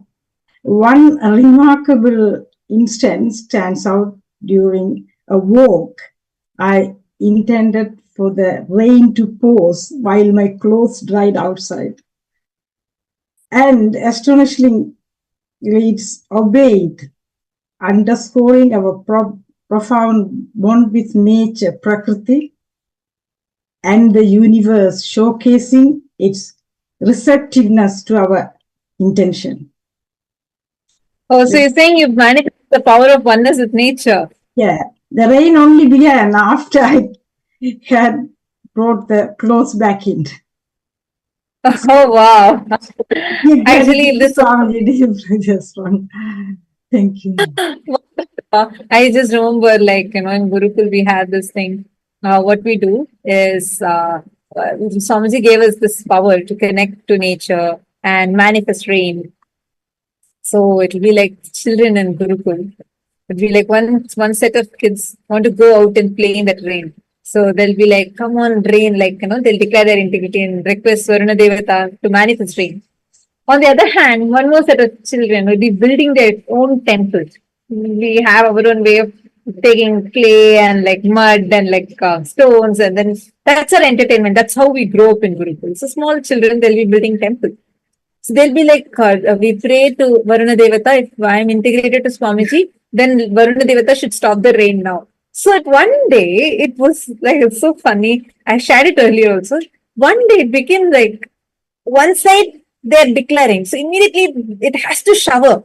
And one more side they're declaring. So it has to immediately stop. It was like, rain, stop, rain, stop, rain, stop. It was just going crazy. And people, the Adinavasis who were trying to go from one department to another department, they would think, okay, the rain just stopped, and they'd be stepping out and then just get drenched because the rain would immediately start as soon as other team declares. So then it went to a point where Swamiji had to come and stop the children and said, hey, you guys, the power is very, very real. Like Varuna Devata is coming and asking me, whose instructions should I follow? Both are very integrated to Swamiji. So it was like our own new problems to have. And Swamiji was like laughing and telling them, any one of you choose and you manifest that power. Don't play like this. Now Varuna Devata is getting tensed and asking me. Isn't it just so cool? Like to live the life, you see these as mentioned as qualities of God. Gods have these powers. But Swamiji is making us live like one. Like Swamiji says, I'm not here to prove that I am God. I'm here to prove that you are God. So that's a very beautiful thing that I always remember and I cherish very deeply. Thank you, Ma. Thank you, Ma Yoga Swarupini. Thank you so much for joining and sharing. Nityanandam. Next, we have with us another participant from the United Kingdom. We have Manitya Mahagovindananda, and she shares a very unique and sweet connection with Swamiji. And I, Mahagovindananda, to share with you. I have also seen from the beginning, like around the year of PSM, when actually the Paramashivoham Level-2 started, and how you attended the initial seasons to now. Your journey, even for me to witness it, has been very, very beautiful. The way how you took your decision to become a Sarva Parityagi, then you know, the way how the whole journey unfolded was so beautiful. And to see how Swamiji relates with you is very, very sweet. So, yes, would you like to share with us your journey and give a little bit of introduction about yourself?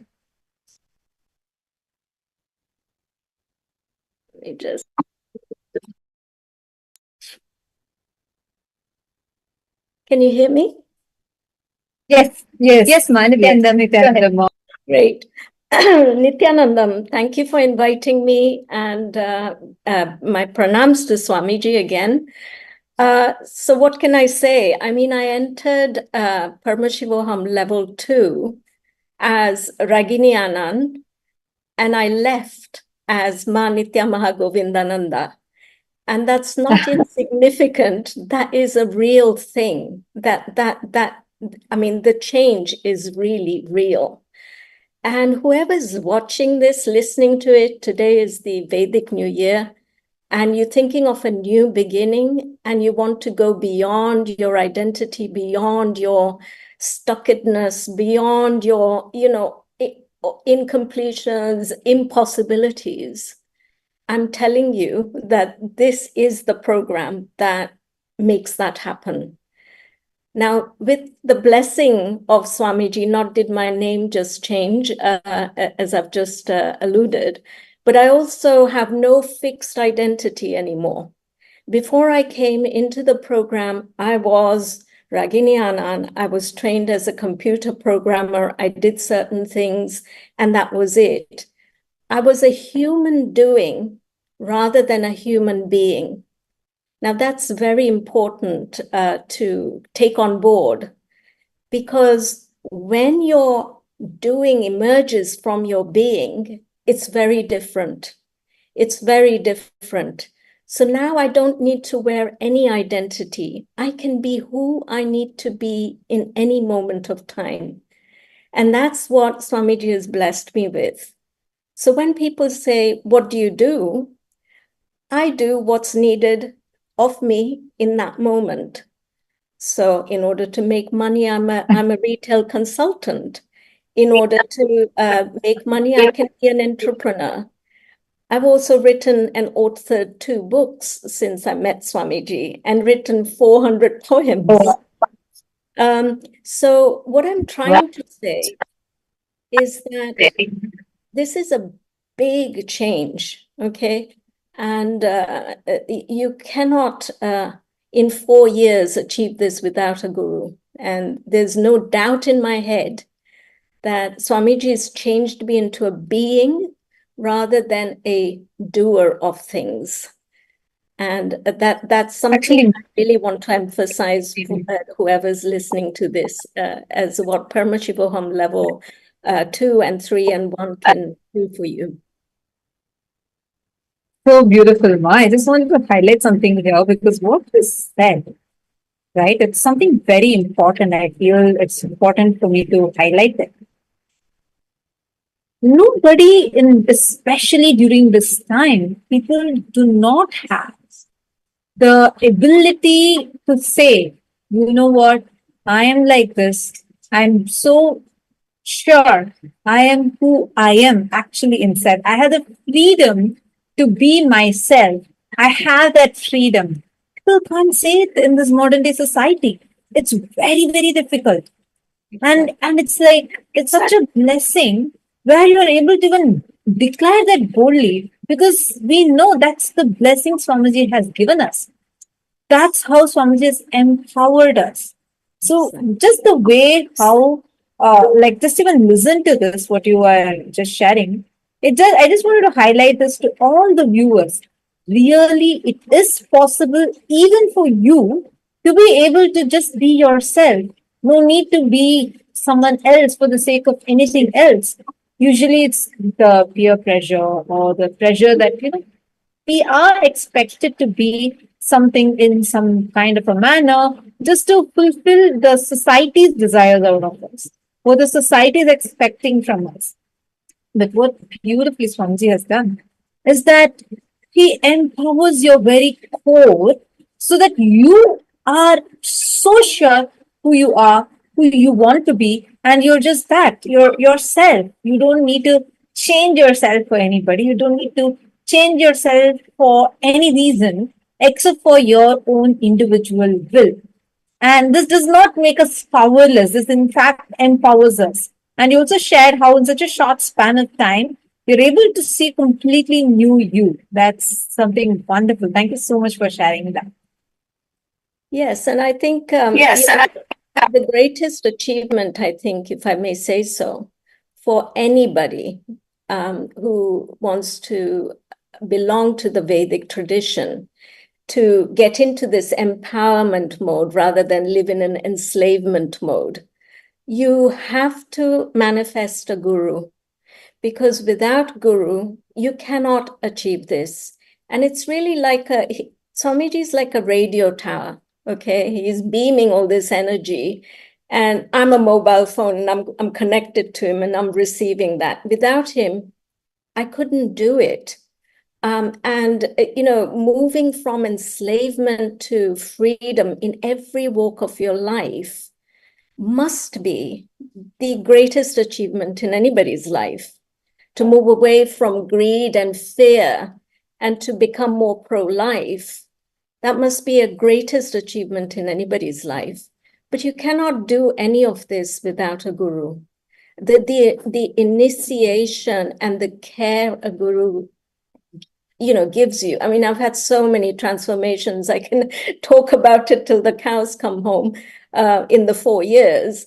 But the most significant thing, I think, is to have manifested a guru who is now manifesting within me. With every word he speaks, becomes an initiation. And life just keeps changing for empowerment and sovereignty. And I feel for the first time sovereign. I am living my own life without the clutches of the external world.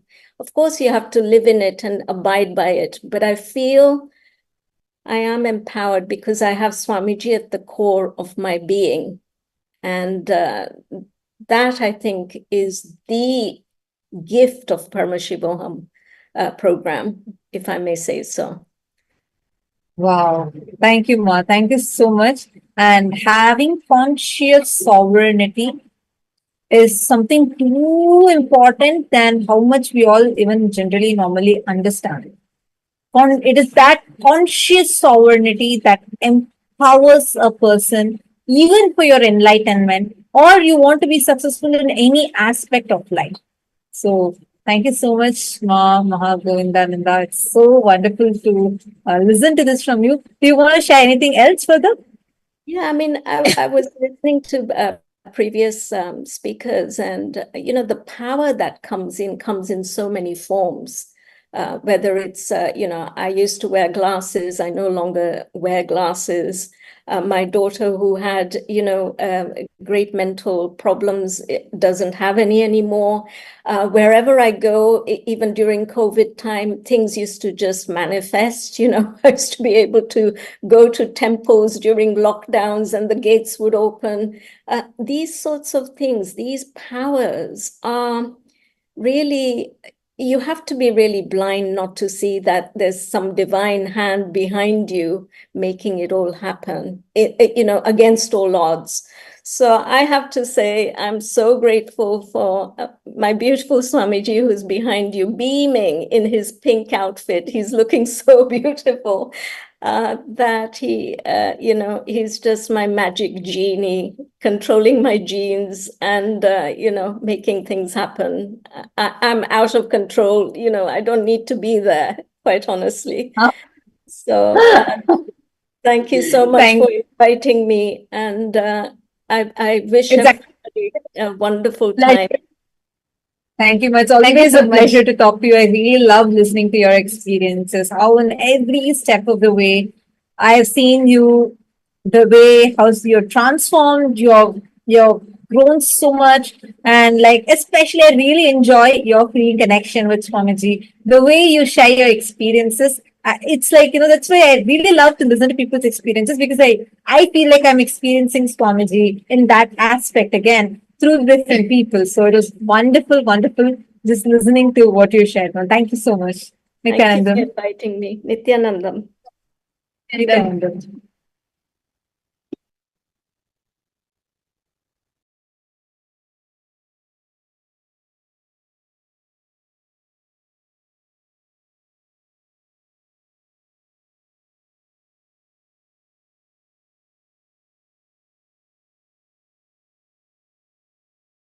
Joining us next, we have Ma Lisa.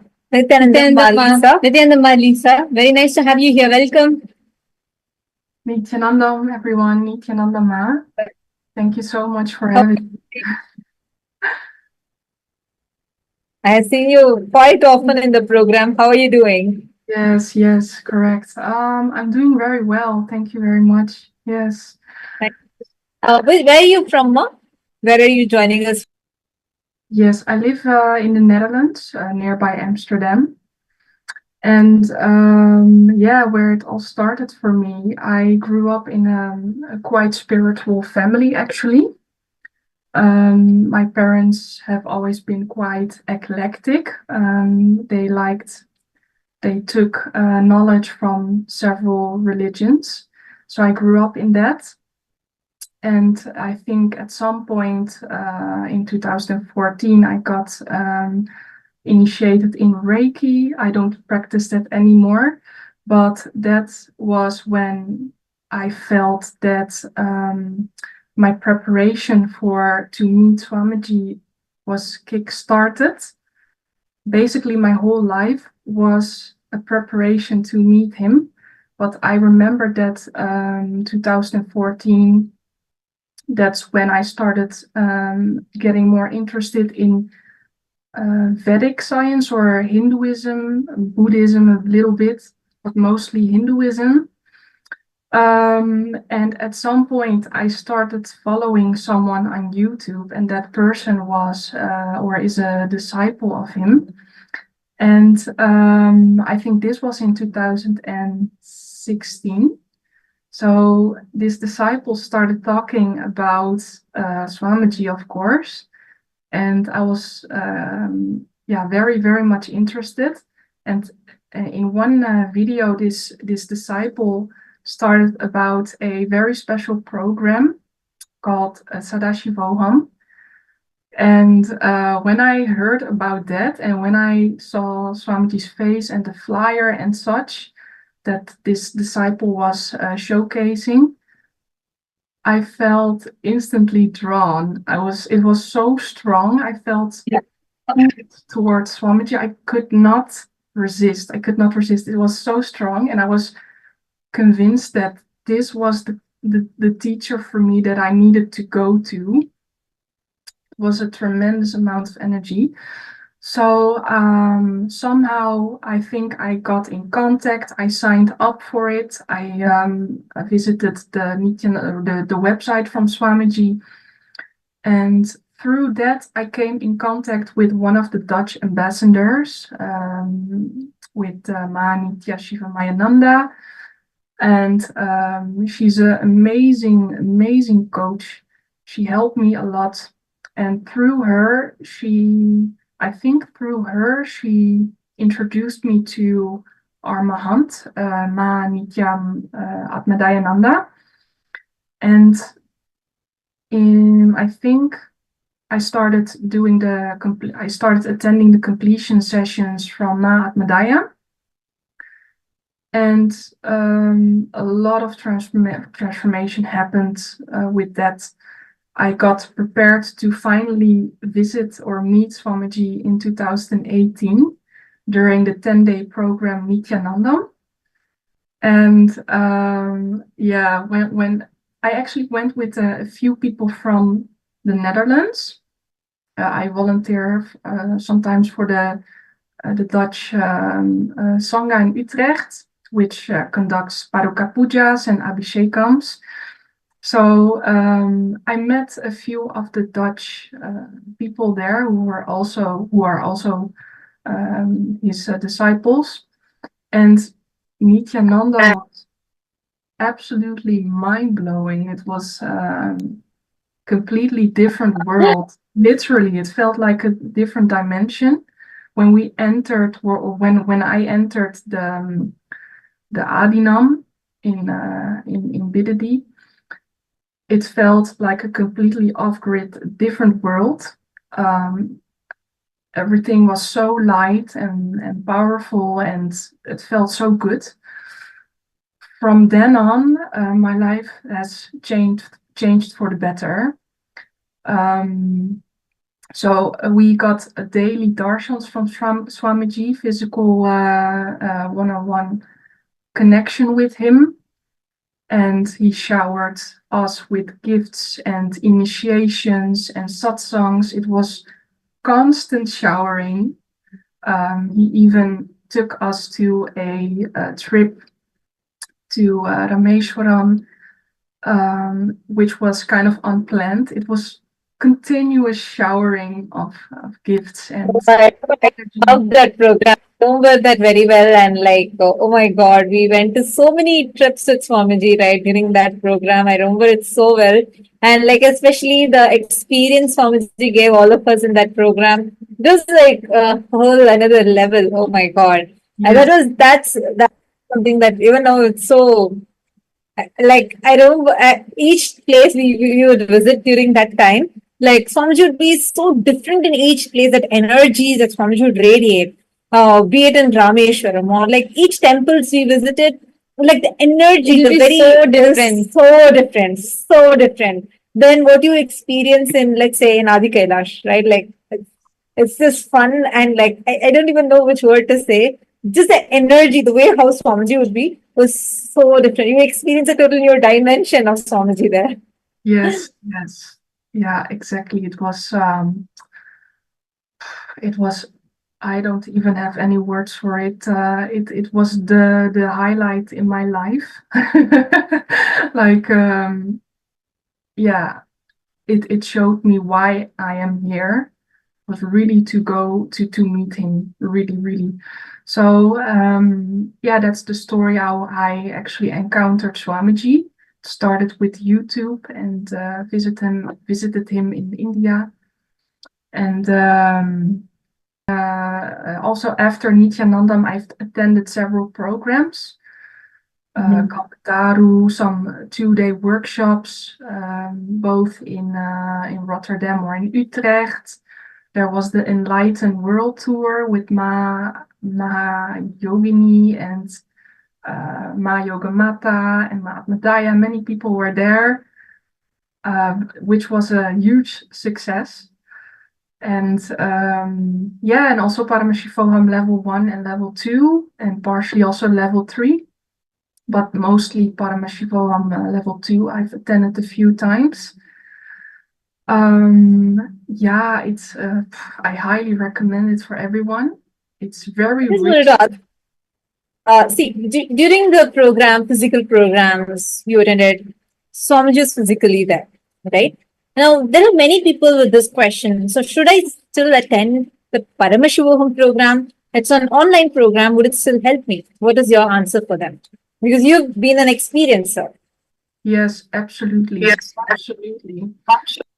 Yes. So Swamiji connects with us through dikshas and quantum entanglement. So it doesn't matter whether you're in his physical presence or not. Our mirror neurons will they will absorb his energy. You will mirror his energy anyways. It doesn't matter how far away you are from him. So, for example, I've attended Paramashivoham Level-1 was the latest one that I attended.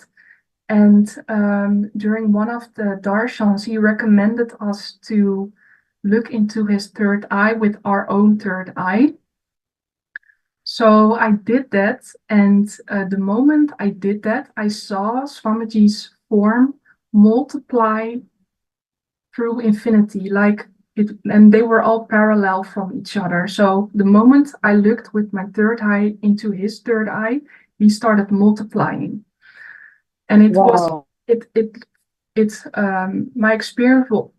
It was very similar to when you're in a live stream and you start sharing that same live stream within the live stream, and the view of it starts multiplying itself because it's seeing itself. That it's a similar experience, and that magical experience made me realize, like, yes, I am him. I am Paramashiva. Everything me is everything. We're all one and the same. That was a very recent realization that I experienced through his darshan. And then I got distracted, of course, me being me. And then I started looking again with my third eye into his third eye. I saw a whole universe happening through the third eye. And instantly, at the same time, I felt my kundalini shooting up. My spine got very warm, and I felt this samadhi, a short samadhi experience happening. Intense bliss happened. And during Paramashivoham Level 1 and 2, I've experienced it multiple times online, so it's not in his physical presence. Yeah, that glimpse of samadhi is so powerful. I wish it upon everyone to at least experience it once for yourself. So yes, definitely go for it. Even though it's online, it's still super powerful.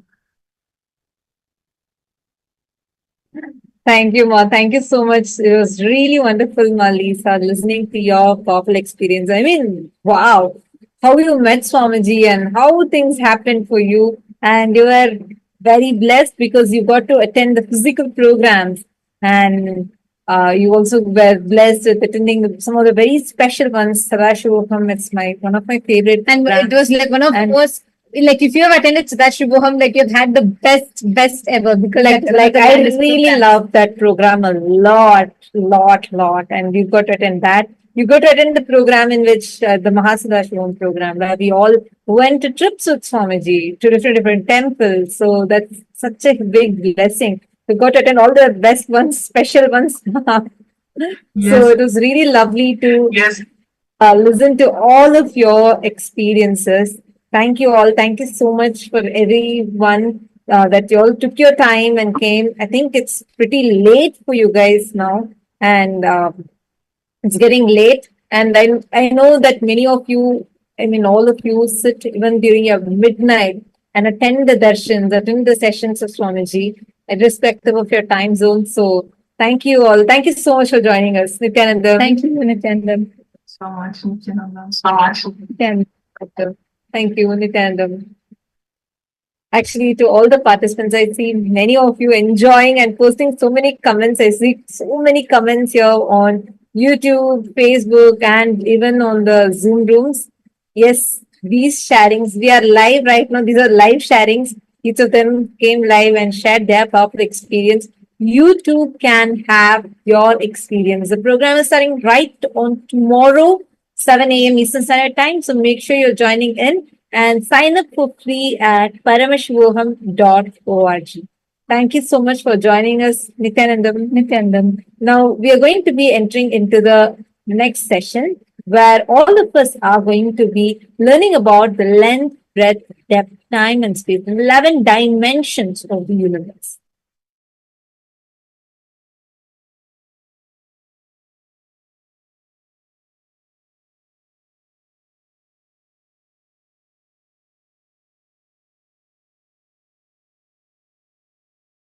Hindu tradition is a powerful knowledge source.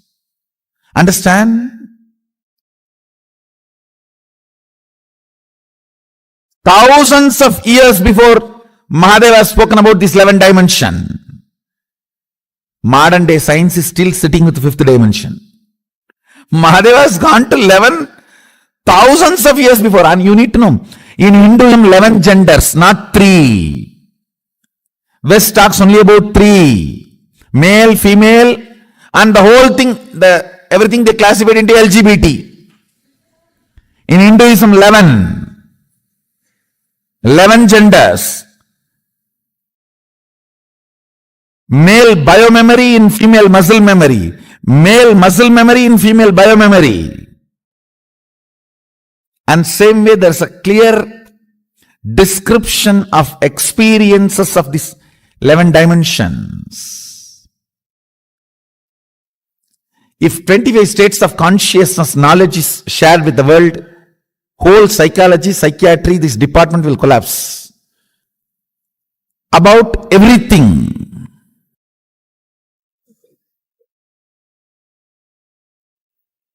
Life, desire, good, bad, purpose of life, right, wrong, about everything. Having powerful cognition, getting matured, having powerful cognitions, getting matured. Because of that powerful cognitions, manifesting powers.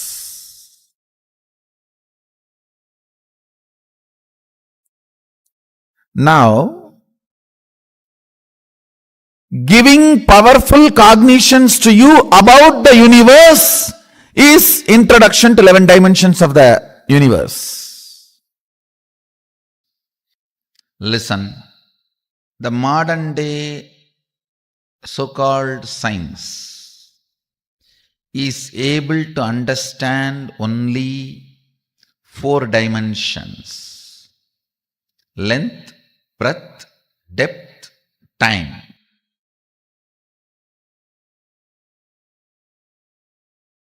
But the ancient science, the Sanatana Hindu Dharma, elaborately describes the 11 dimensions and the beings exist in the 11 dimensions: length, breadth, depth, time and space. These are the 5 unit dimensions, and the permutation combination of that 5, length, breadth with the time space, breadth, depth with the time space, length, depth with the time space, the various permutation combinations of these 5 basic dimensions forms 11 dimensions of the universe. Now I am going to enter into the exact dimensions, that 11 dimensions. So let's remember Mahadeva and request his presence. For us he is avyakta, unknown. So he only has to reveal his grace by being here and making all of us experience.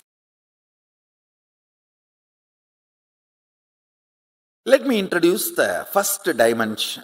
Dimension means aspect of the universe. See, 25 aspects of you only is the 25 states of consciousness. So now internalize. 25 aspects of you is the 25 states of consciousness. 25 aspects of you is the 25 states of consciousness. 11 aspects of the universe is 11 dimension. 5 aspects of God is Panchakritya.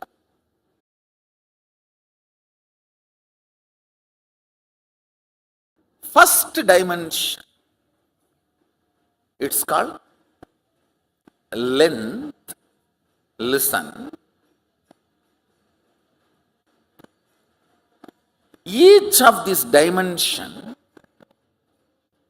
has its own tattva, unit. So understand these basic principles. Length. Length means anything which flows with a systematic certain logic. Whether 2 plus 2 is 4, or if you add this acid and this acid, this is the product comes out. This chemical and this chemical, this is the chemical comes out. anything repeatedly flows in the same logic is length dimension. Whether 2 plus 2 is 4 or the Ganga moving from Gangotri to Ganga Sagar. It's all logic. Listen carefully.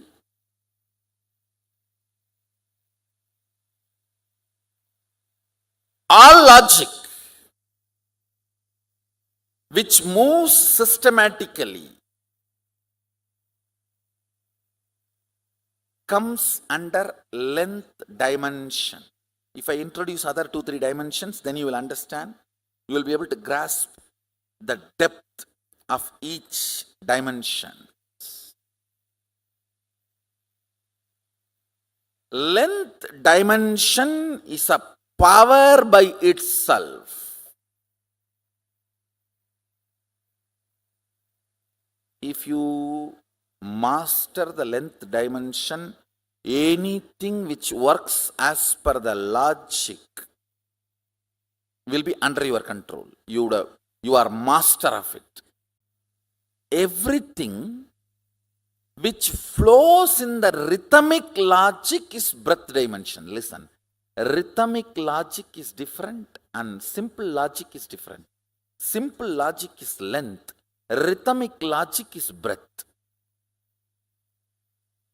Breath does not mean it does not have a logic, and it does not mean it's a rigid logic.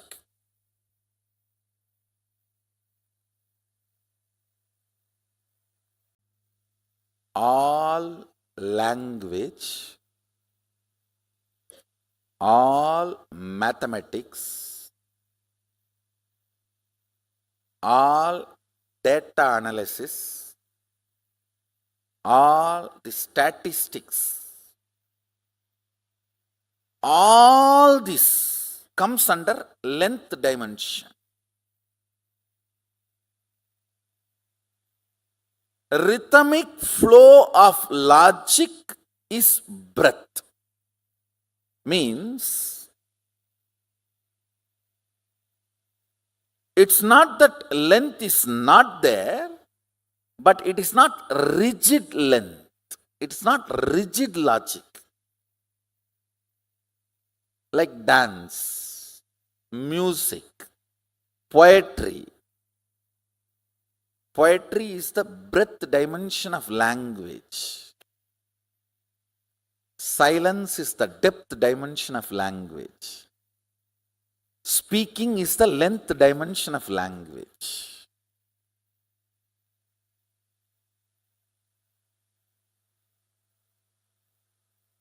Mathematics is the writing dimension of length. Painting is the breadth dimension of writing. Yantras are the depth dimension of writing.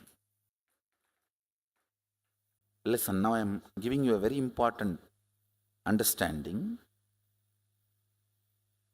You need to come to these cognitions. That is why the lessons about the 11th dimension. These cognitions are needed. Actually, I am teaching you how to come to powerful cognitions with this 11th dimension. With this 11th dimension, the two important results you need to achieve.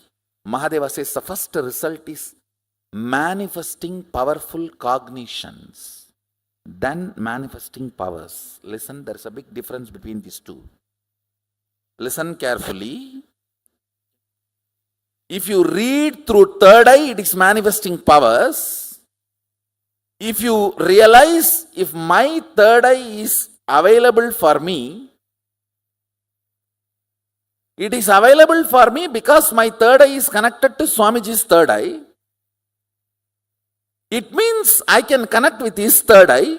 If I can connect with his third eye, I can connect with anyone's third eye. And using anyone's third eye and starting reading is manifesting powerful cognition. The rhythmic flow of logic, length is breath. All the actions and activities of heart and art,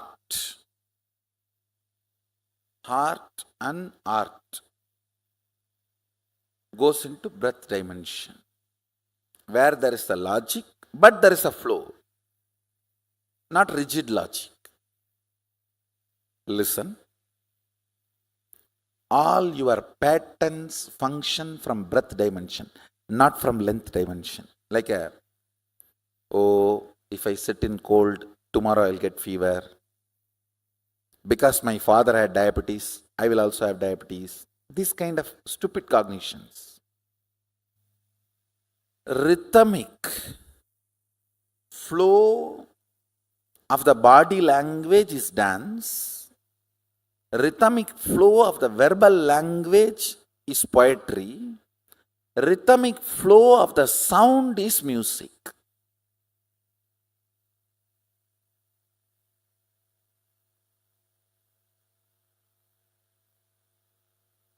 Rhythmic flow of the life is peace. But depth of life is bliss. Peace is not bliss. Understand?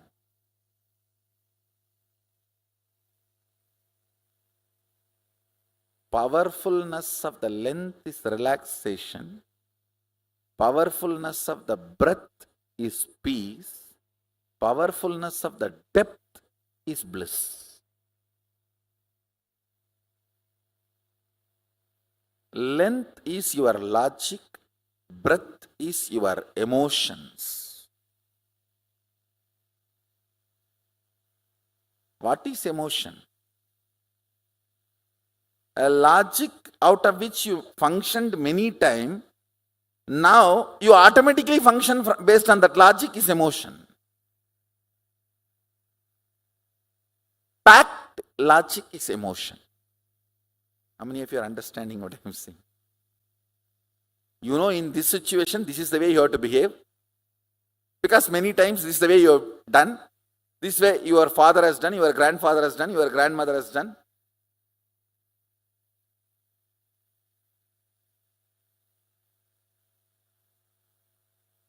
Length repeated again and again, which became your muscle memory, is breath. Breath repeated again and again, which became your biomemory, is depth. Depth is your conclusions. Depth is the cognitions and conclusions you carry about you, life, God, people, everything.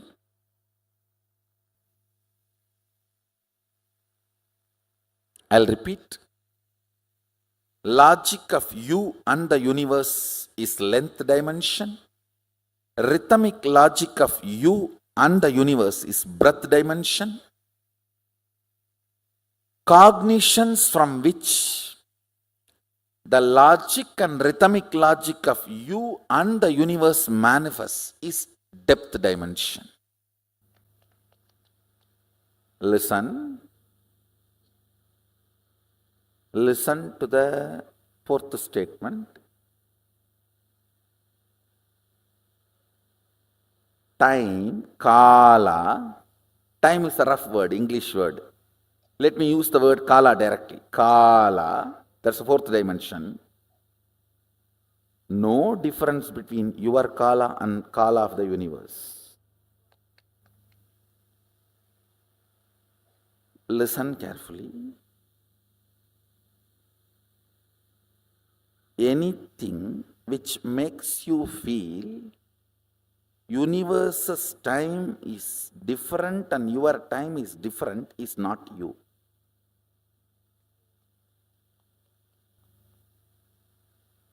Your length, when its frequency increases, becomes breath. Your breath, when its frequency increases, it becomes your depth. Your depth, when the frequency intensely increases, it becomes your time.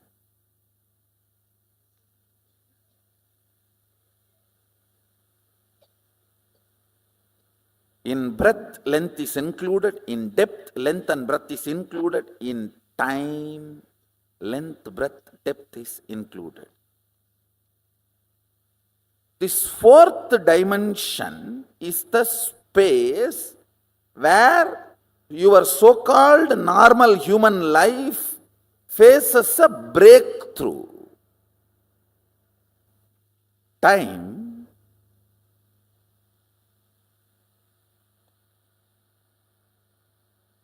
is a frequency dimension of the universe, aspect of the universe, where you and universe are reverberating in the same frequency.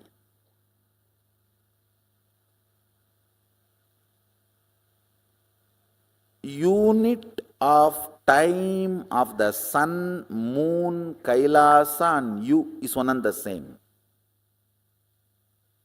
Listen, yesterday I said, our 1 year is 1 day for them, but unit is same. Only quantity difference. How many of you are understanding? It's only quantity difference.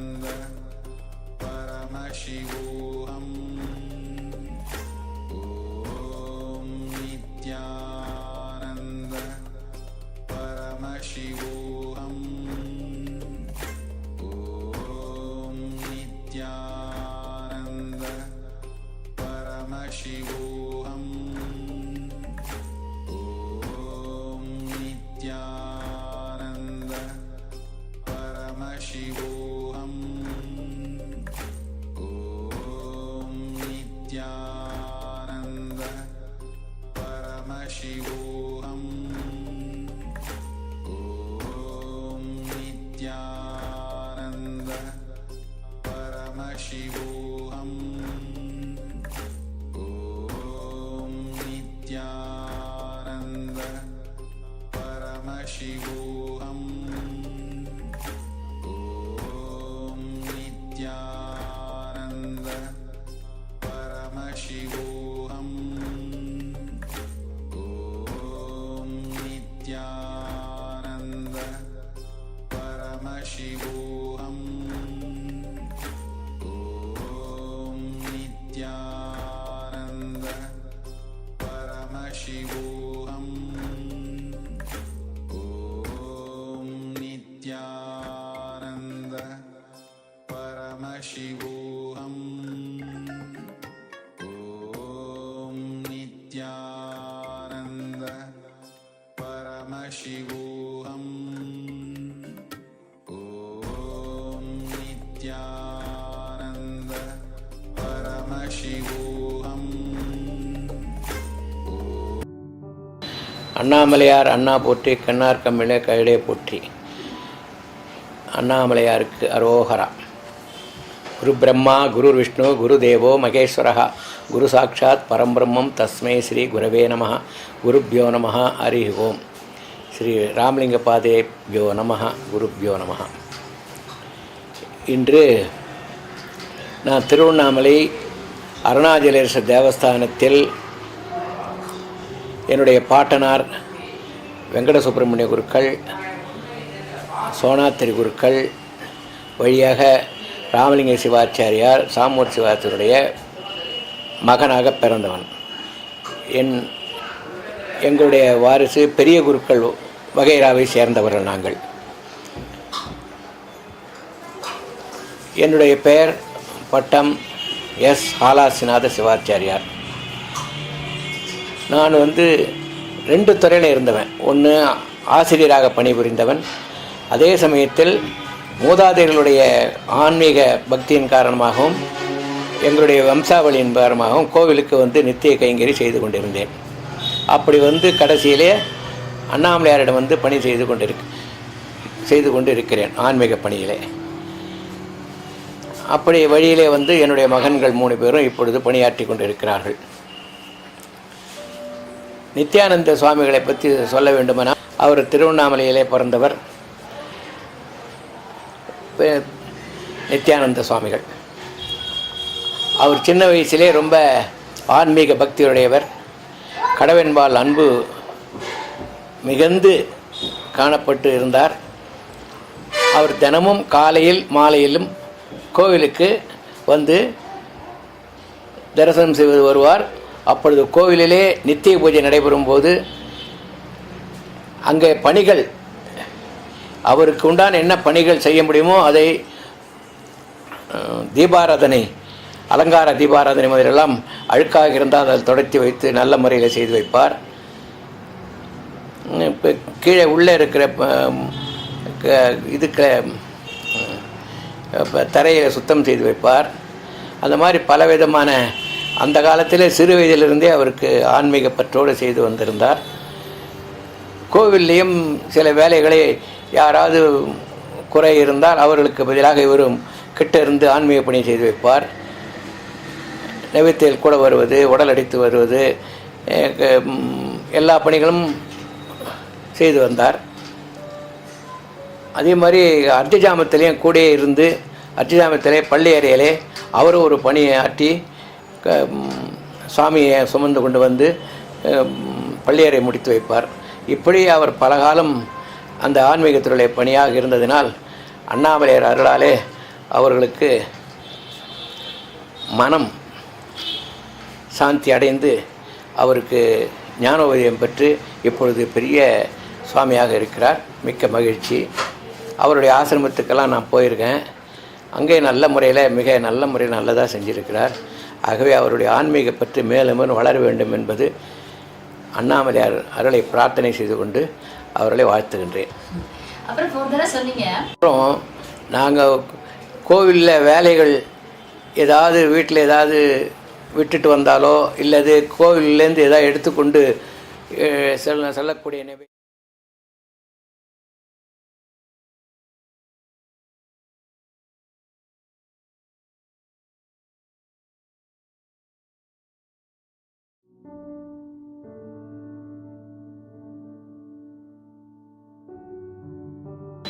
Annamalaiyar அண்ணா போற்றி, கண்ணார் கம்மிழ கையிலே போற்றி. அண்ணாமலையாருக்கு அரோகரா. குரு பிரம்மா குரு விஷ்ணு குரு தேவோ மகேஸ்வரः குரு சாட்சாத் பரம்பிரம்மம் தஸ்மை ஸ்ரீ குரவே நமः. குருப்யோ நமः. ஹரி ஓம். ஸ்ரீ ராமலிங்க பாதேப்யோ நமः. குருப்யோ நமः. இன்று நான் திருவண்ணாமலை அருணாச்சலேஸ்வரர் தேவஸ்தானத்தில் என்னுடைய பாட்டனார் வெங்கட சுப்பிரமணிய குருக்கள், சோனாத்திரி குருக்கள் வழியாக ராமலிங்க சிவாச்சாரியார் சாமூர் சிவாச்சாரியருடைய மகனாக பிறந்தவன். எங்களுடைய வாரிசு பெரிய குருக்கள் வகைராவை சேர்ந்தவர்கள் நாங்கள். என்னுடைய பெயர் பட்டம் எஸ் ஹாலாசிநாத சிவாச்சாரியார். நான் 2 துறையில் இருந்தவன். ஒன்று ஆசிரியராக பணிபுரிந்தவன், அதே சமயத்தில் மூதாதையர்களுடைய ஆன்மீக பக்தியின் காரணமாகவும் எங்களுடைய வம்சாவளியின் காரணமாகவும் கோவிலுக்கு நித்திய கைங்கறி செய்து கொண்டிருந்தேன். அப்படி கடைசியிலே அண்ணாமலையாரிடம் பணி செய்து கொண்டு இருக்கிறேன் ஆன்மீக பணியிலே. அப்படி வழியிலே என்னுடைய மகன்கள் 3 பேரும் இப்பொழுது பணியாற்றி கொண்டு இருக்கிறார்கள். நித்யானந்த சுவாமிகளை பற்றி சொல்ல வேண்டுமானால், அவர் திருவண்ணாமலையிலே பிறந்தவர். நித்யானந்த சுவாமிகள் அவர் சின்ன வயசிலே ரொம்ப ஆன்மீக பக்தியுடையவர்.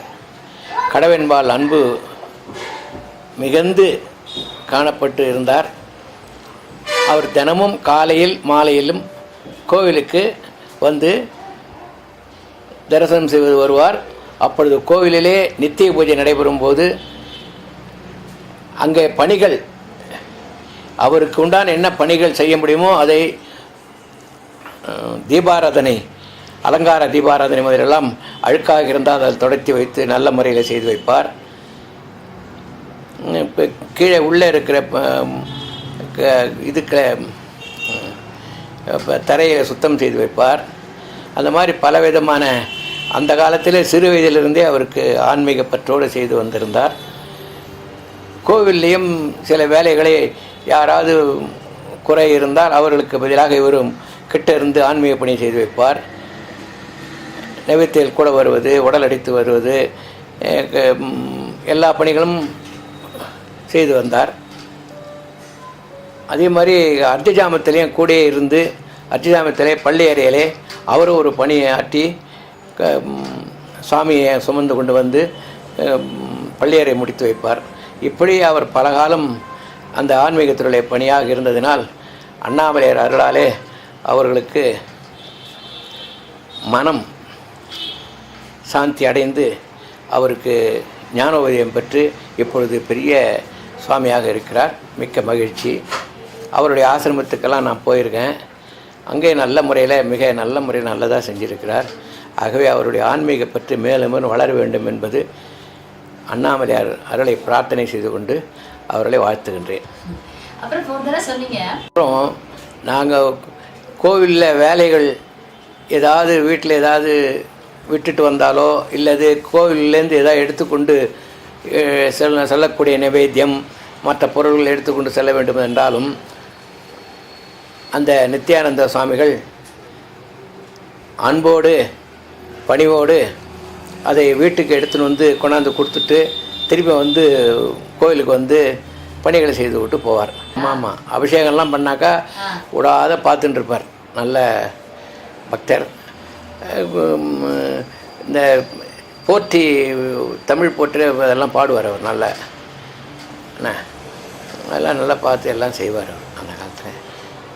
இந்த இது கூட பொக்கிஷத்துலேருந்து பொருள்கள் எடுத்துக்கொண்டு வர்றதுக்கும் அவர் உதவி செய்வார். நகைகள் எடுத்துக்கொண்டு வர்றது, ஆடைகள் எடுத்துக்கொண்டு வர்றது, இதெல்லாம் உதவியாக கோவிலில் உள்ள என்னென்ன பணிகள் அவரால் செய்ய முடியுமோ அத்தனை பணிகளும் செய்து வந்தார். மிக நல்ல முறை.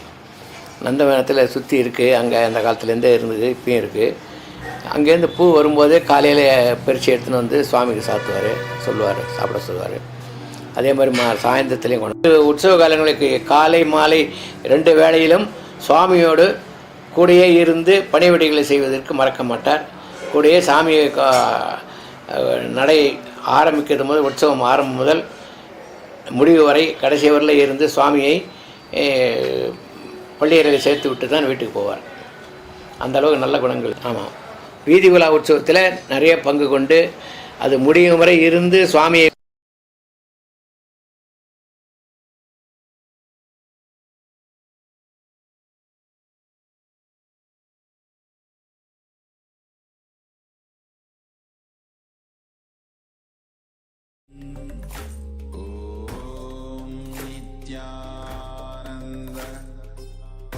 Paramashivoham Om Nityananda Paramashivoham Om Nityananda Paramashivoham Om Nityananda Paramashivoham. Yes, Nityanandam. We are back. Sorry for the extended technical glitch. After this beautiful sharing from one of the Shivacharyas from the Tiruvannamalai temple about the Supreme Pontiff of Hinduism, how he has contributed to the temple activities as a small boy. Let us enter into one of the beautiful topics, one of the powerful tattvas, responsibility. Understand responsibility is a cognition. Responsibility is living and operating from the understanding that you are the source of everything, and therefore you are responsible. And therefore you are responsible for all the happenings in and around you. Understand, if you are the source of everything, that means everything is happening in you. Everything is happening based on you. You might not experience that about everything. You might ask, if I am not involved in something, how can it be my responsibility to take care that it is happening? See, the moment it is affecting your life, you should take the responsibility, because otherwise it is just going to run free. You're not going to be involved, and things might not happen the way you want your life to be. So understand, the moment it is affecting your life, you should involve. This is only the preliminary step from the space of Advaita, the understanding that you are in oneness, that you are the cosmic consciousness which is transcending everything. Everything is affecting your life. Everything is affecting you. So you are responsible for everything that is happening. People might feel this is a burden, but actually, the tattva of responsibility carries a great power. When you sincerely practice responsibility, you will manifest the prema shakti, the power of feeling, where you can literally connect to everything on the feeling level, and you will experience that you are being empowered by taking more and more responsibility. Understand, what is the true power a person can have? Being responsible for more things. You will see a person who is more powerful will be more responsible. Maybe not in the moralistic, responsible sense, but in the sense of being answerable for the things that are happening. Understand, you create all this world. You maintain all this world. All this world is seen in you. You are earth, water, air, fire, ether. You are beyond the measures of speech. You are beyond the 3 gunas, the 3 times, the 3 bodies. You are always situated in the Muladhara. You are the being of the 3 Shaktis. You are always meditated on by yogins. You are Brahma, you are Vishnu, you are Rudra, you are Agni, You are Vayu. You are the sun. You are the moon. You are Brahma. Bhur-bhuvah-swaha. This is from the Ganapa Upanishad, verse number 6, talking about the nature of the consciousness, which is our true existence. The Ashtavakra Gita states, Yatyanta syadahamkaro na karoti karoti sa niraham kara dhirena na kimchida kritam kritam. He who feels responsibility within acts, even when not acting, but there is no sense of done or undone for the wise man who is free from the sense of responsibility. Law of the cosmos is responsibilism. When you take responsibility, the divine energies support you. Let us now listen to the Supreme Pontiff of Hinduism as he himself shares about the sacred secret of responsibility. Be in a space of listening.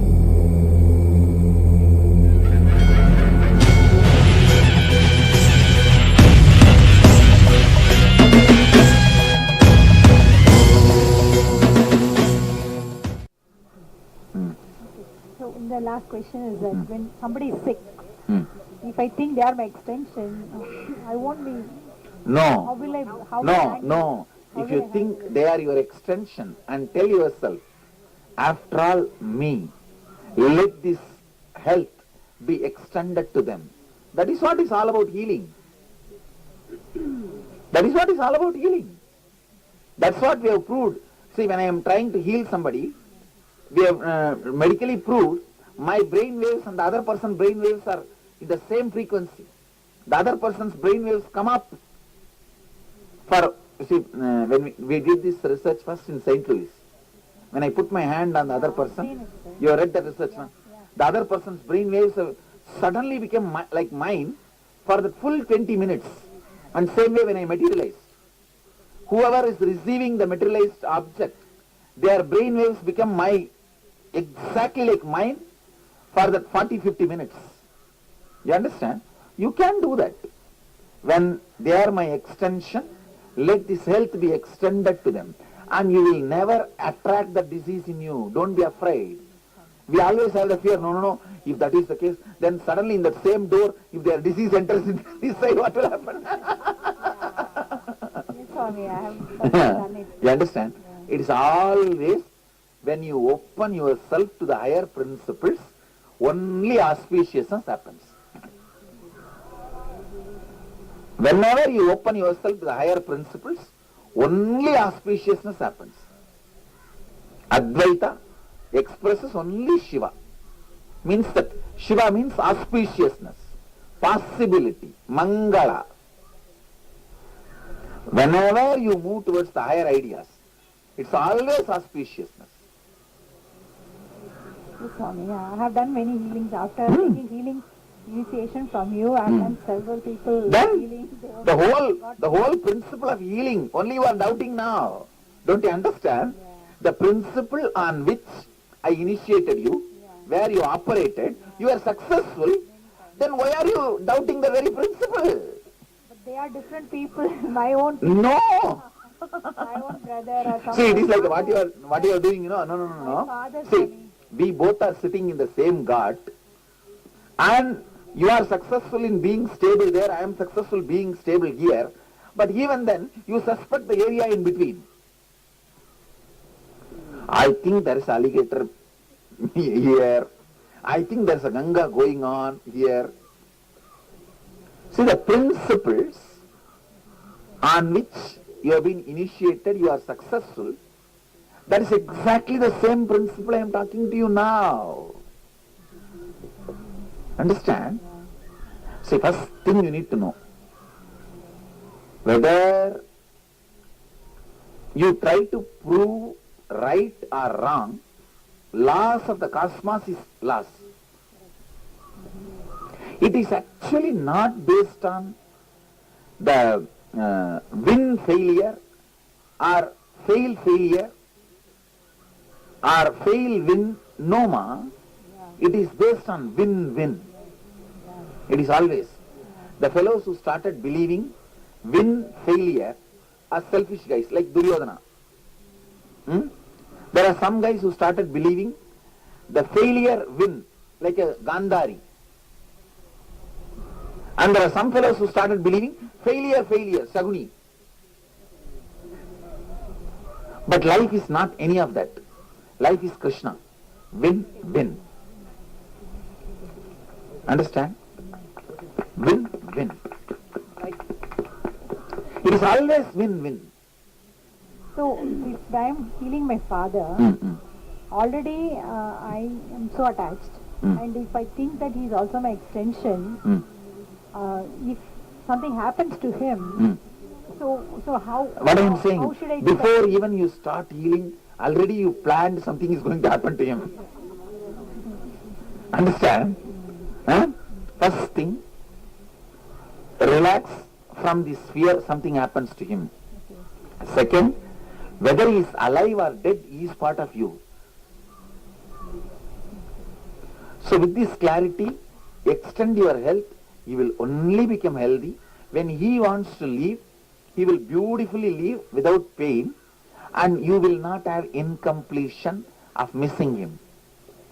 We are not actually bothered, Chandogya Upanishad beautifully says, we are not bothered about the husband or wife. We are only bothered about our missing them. Understand? So you will not have that. Come on. Yes. You mentioned many times that we should tap into the listening of the other person. How do you do that? First instruction, listen authentically about when the other person speaks. If you listen him, that itself will lead him to completion. That's the first. Second, many times when you start speaking, you will only wanted to vomit out your anger, your incompletion, and want him to suffer. Remove that. Be very clear. I am going to talk into the listening of him and get what I want done. Understand? I'll get what I want done by speaking into his listening. So be aimed only on that.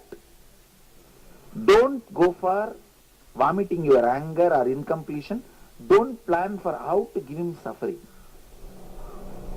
Most of your conversation, we plan to give suffering to the other person. Teach a lesson.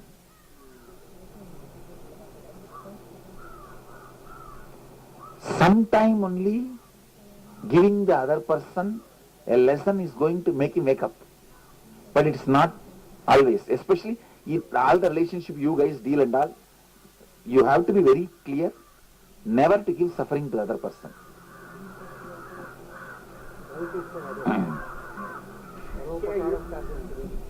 Second question, if I have established my root pattern at say age 5, and later on I'm able to go back to a more powerful rhythm at age 3, there will be a different pattern? I don't think there will be a different pattern. That the same pattern, different incident. No, but the pattern will not vary. Incident only will vary. Incident may be different, but the pattern will not vary. One pattern you develop as a root pattern in your life, you suffer with that same thing only till death. Sometimes you carry that even after death.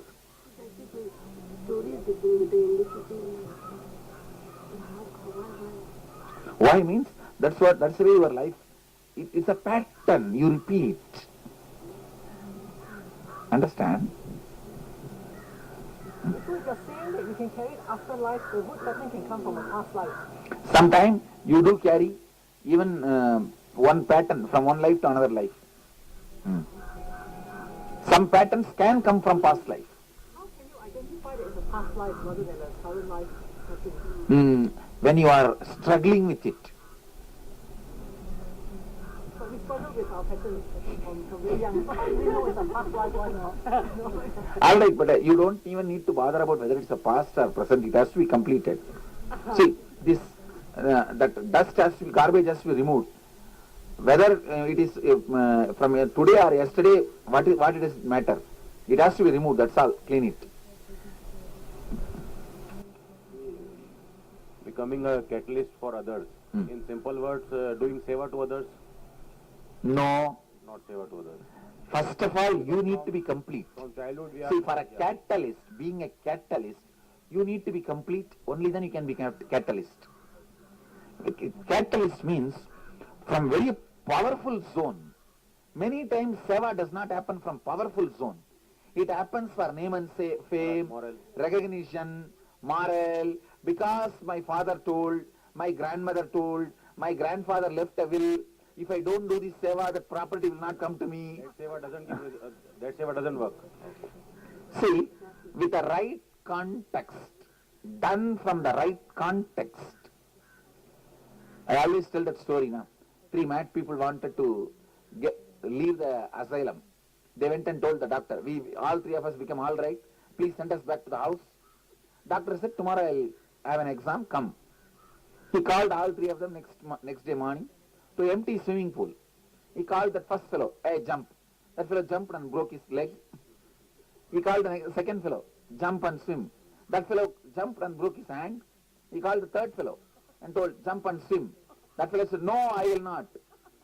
Then doctor said, all right, I think you are ready to go to the house. He took him to the office. While they were doing the paperwork to release him, doctor asked, may I know why you did not jump? He said, you don't know? I don't know swimming. See, he did not jump, but not because of the right context. Wrong context. Understand? From childhood, we have been taught to give, to donate, and to this. That's what. That, yeah. See what I am saying? If it is from the powerful space, without any other powerlessness, recognition, any other thing, then, or it is completion, only after completion. Being a catalyst. You may do seva, but doing seva, you may not be a catalyst. Being a catalyst means a completely whole new personality. Practice. I don't even want to say practice, to be completed. See, a new personality does not need to be practiced, but if you create completion, that's enough.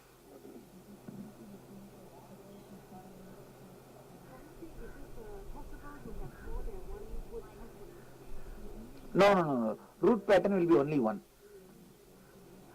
But there may be 7, 8 strong patterns. Strong patterns may be there, but root pattern itself will be only one. So marriage is a commitment, when will that be completed? That you only have to decide. Why are you asking me? You got married, I did not. In Hinduism, marriage doesn't end. No divorce actually. Only if you take sannyas, you are allowed to divorce. Otherwise, no divorce in Hinduism.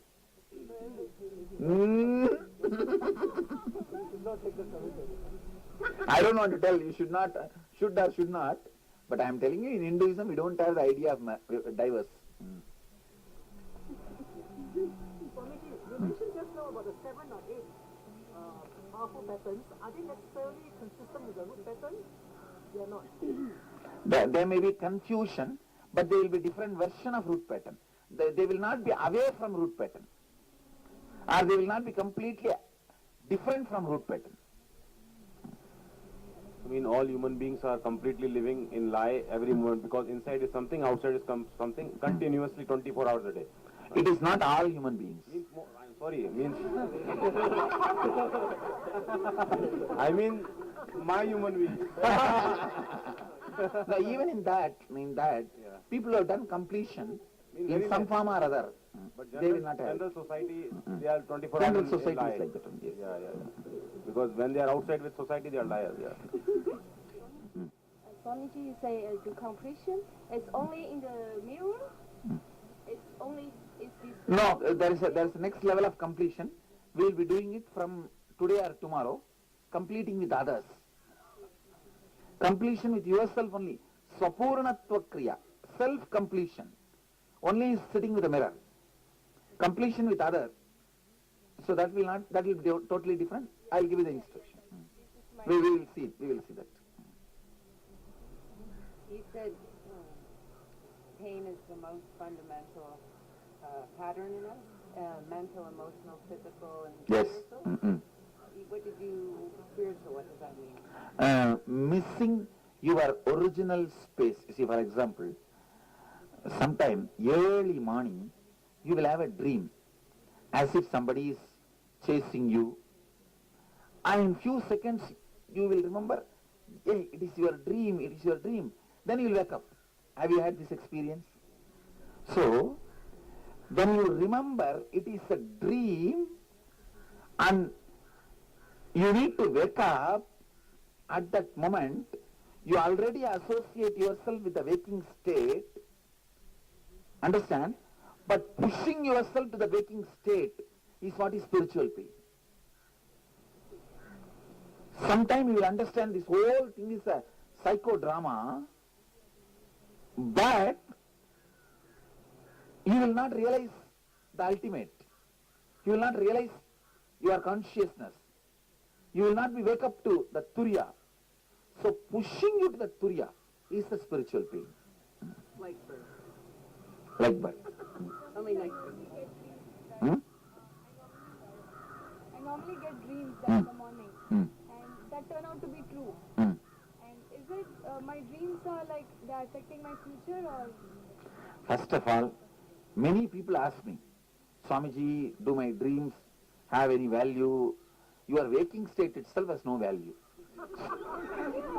Don't even see that your dreams coming true. I tell you, it is a chained faith you create, ma. Within you exactly the No, what I am saying, ma. No. Image in my. No, listen, ma. Listen. If you have early morning, do one thing, only one thing. From tomorrow, every dream you have in the early morning, note down in the diary. So that's what.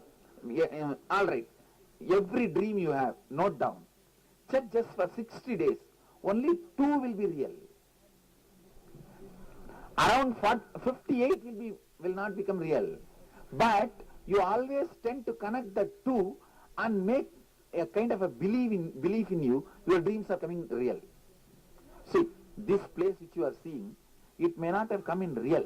It may not have come in dream. Understand? It might have been some kind of a memory. See, now the completion you feel, whenever you have felt this completion earlier, now the completion is repeating. That is why you feel like this is repeating. Understand?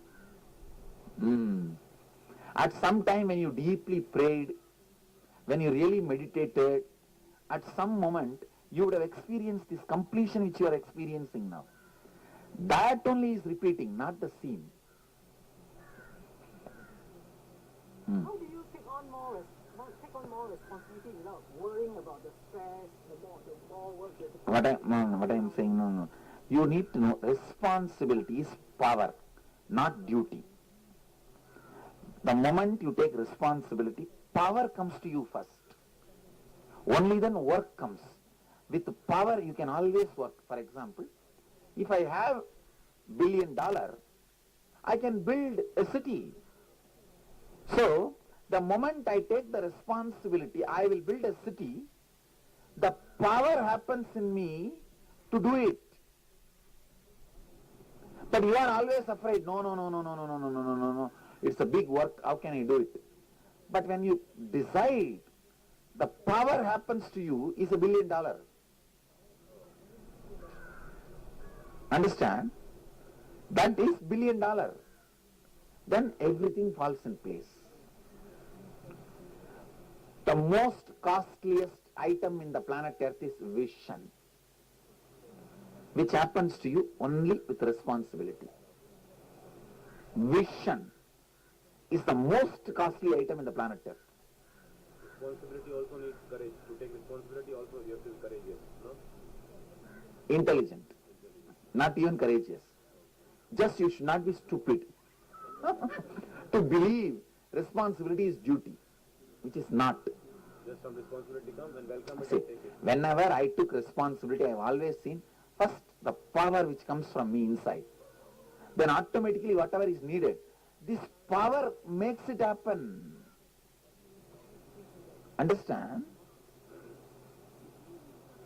See, whenever the power comes, you will see, you will attract so many people who wants to realize their vision through you, who are for whom you want to cause their reality, who will cause your reality.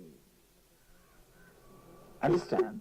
See, for example, Ganga is flowing here. 100 meters away, 1 kilometer away, even if the rainwater falls, do the rainwater knows the Ganga is here? But simply you will see that will get attracted and come and merge into this Ganga.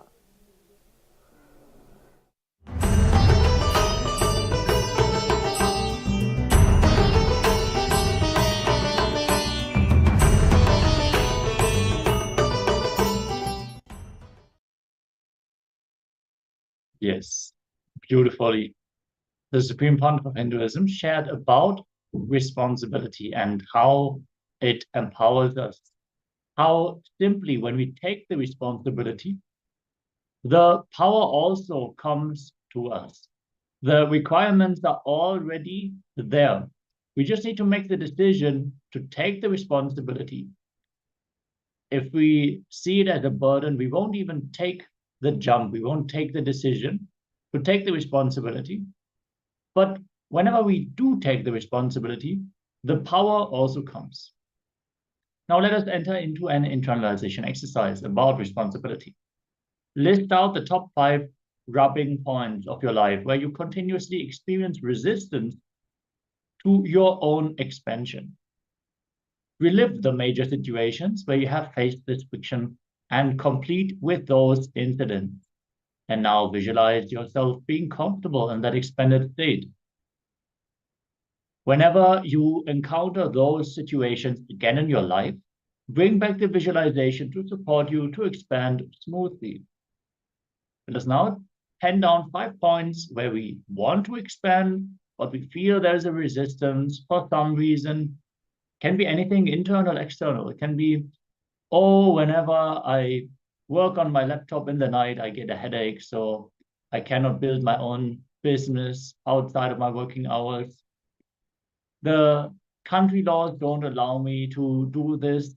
My husband doesn't allow me to do that. The moment we decide to take up the responsibility, simply we will be empowered and we will be inspiring the people around us to support us as well. So let's enter into this exercise and find 5 points where we can empower ourselves by taking responsibility. Requesting everyone to please settle down, have your pen and paper ready, and let's enter into this powerful exercise. If you have any questions or doubts, let us know in the chat so we can clarify whatever doubts you might have.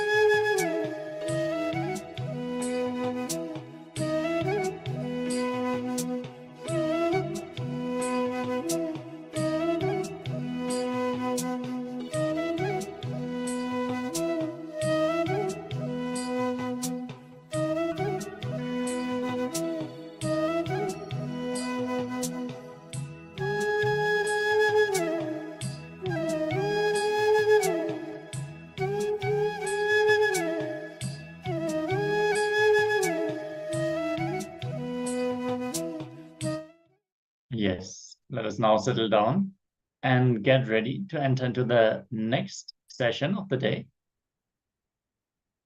With responsibility, we manifest the power of feeling, Prema Shakti. Let us now learn more about this power in this segment. You are the source. The power of feeling is nothing but your ability to realize yourself as the source of all happenings in your life. This understanding gives you tremendous control over your own life and gives you the power to be a positive influence in the life of others also. The power of feeling is unlocked when you recognize yourself as a leader and take responsibility for everything in and around you. Responsibility is the key that unlocks the power of feeling. Once upon a time, there were 4 people named everybody, somebody, anybody, and nobody. Once, there was an important job to be done. But who was to do it? Everybody was sure that somebody would do it. Anybody could have done it, but nobody did it. Somebody got angry about that because it was everybody's job. Everybody thought that anybody could do it, but nobody realized that everybody wouldn't do it. It ended up that everybody blamed somebody when nobody did what anybody could have done. Just like this, the responsibility is in everybody's hands, but it is about leaders who take up the responsibility themselves, understanding that they are the source of everything happening in and around them. A person who does not feel responsible, even for his own actions, lives like an animal. He lives in a very low level of consciousness. A person who feels responsible for only his own actions is a human being. He lives in the middle level consciousness. A person who takes responsibility even for others' actions is divine. He lives in leadership consciousness. Even though your actions are not responsible for something, taking responsibility even for others, inauthenticity and irresponsibility makes you a leader. When we hear about taking responsibility for everything, the biggest question we have in our minds is, how can I be responsible for everything happening around me? I understand that I can be held responsible for what is happening inside me. How can I be held responsible for what is happening outside of me? For example, if an accident happens in my life, how can I be responsible? Everybody asks this question. Listen, there's an important difference between being the cause of something and being responsible for it. Sometimes you might not be the reason for a certain happening, but if it is affecting your life, you are responsible for that happening. For example, you may not be the cause of political corruption in your country, but as a citizen of the country, you are responsible for it. You may not be the reason for it, but that doesn't mean you are not responsible in truth. You need to know that unless you take responsibility, you are neither going to improve the situation, nor are you going to expand your own inner space.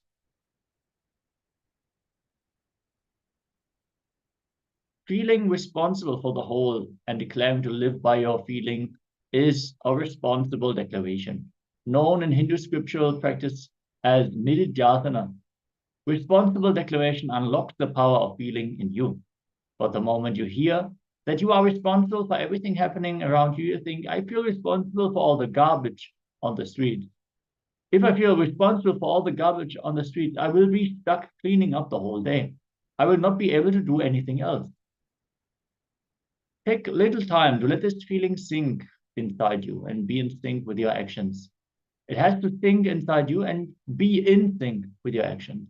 Then responsibility will become synergy, synchronized energy. Understand the signs of feeling. You can feel anything as joy or anything as pain. It is your freedom.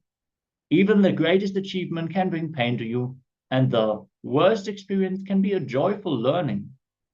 You have the ability to decide how you want to feel. Listen, whenever you feel empowered, you are joyful. Whenever you feel powerless, you experience suffering. All your suffering, pain, anger, guilt, fear, jealousy, frustration is nothing but powerlessness expressing in different ways. When you feel responsible for everything that is happening in your life, you will feel that everything is joyful because nothing can make you powerless. So empower yourself with responsibility and unlock the power of feeling. By unlocking the power of feeling, you will always act from a space of power and completion. Start focusing on the solution, not the problem. Expand your inner space and open up new possibilities. Gain a high degree of control over your life and raise yourself to the next level of success and evolve into a human, into a new being for itself. Let us now listen to the Supreme Pontiff of Hinduism as he shares about how to awaken the power of feeling in us. Let's listen in.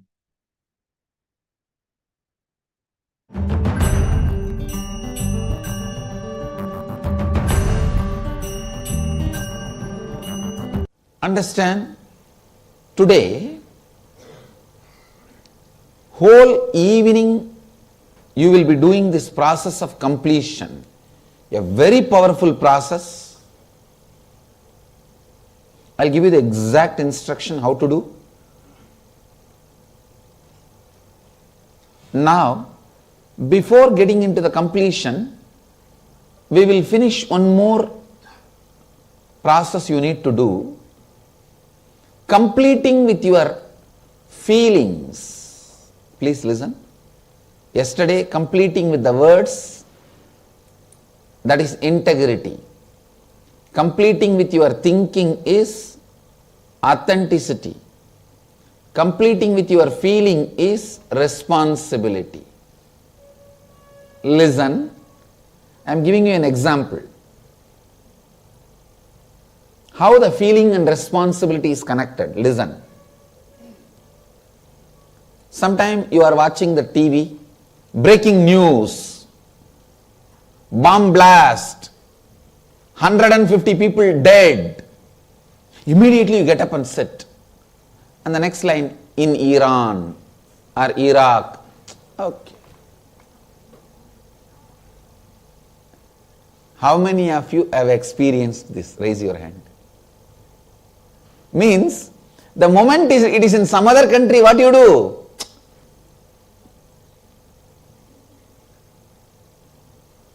Means, you feel responsible only for you, what you think as yours. Clear? Only for what you think as yours, you feel responsible. Understand? Expanding that feeling and making you understand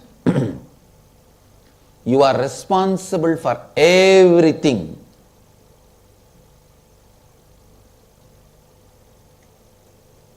Completes all your incompletions in the feeling level. Listen. One more example. Listen. An old man goes to next village for some work. He is coming back to his hometown, that home village, not hometown, home village, native village. From the distance he sees his house is on fire. That's all, he is rolling on the ground and crying. How a villagers cry, you know. Typical village crying. He is rolling on the ground and crying. His first son rushes towards him and says, Dad, don't worry. Don't you remember, just day before yesterday we sold that house. It's not ours anymore. That's it. All his sadness, crying, tears, everything disappeared. And he wiped the eyes and now full of smile. Yes, yes, yes, yes. Now I remember we sold it away. 2 minutes. Is all the sadness disappeared. In 3 minutes, the next son comes and says, yes, Dad, we sold it, but we have not got the money. Because we have not got the money, it is still ours only. That's it. Again this fellow started rolling and crying. Now you can see this in your life.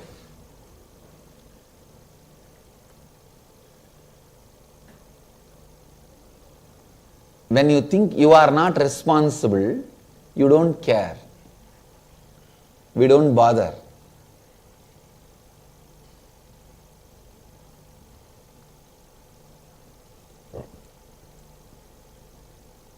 Listen. We are all always afraid of responsibility because the moment we think responsibility, oh, so much work. I am already loaded. Too much is in my plate. How many of you sing all these words like a japa every day? Too much is in my plate. I am already loaded. I cannot take anything more. I cannot take up anything more. I am done. These are all like mantra every day we chant. Understand? It is because we have a wrong understanding about responsibility. You forget responsibility is more power. It is more power, not just more work. Listen. One of the important truth you need to know, whether you like it or not, whether you want it or not, there are some eternal laws, eternal truths. Whether you like it or not, want it or not, you are the source of everything. Please listen. You may, how much ever you try to forget, no, I am not the source. Truth remains as truth. There is some story. Understand? Same way, how much ever you try to forget, you may try your best to forget. No, I am not responsible. My wife is responsible for everything. My son is responsible. My father is responsible for all the suffering I have. Whether you want it or not, like it or not, believe it or not, the truth is you are the source of what you are having, good or bad.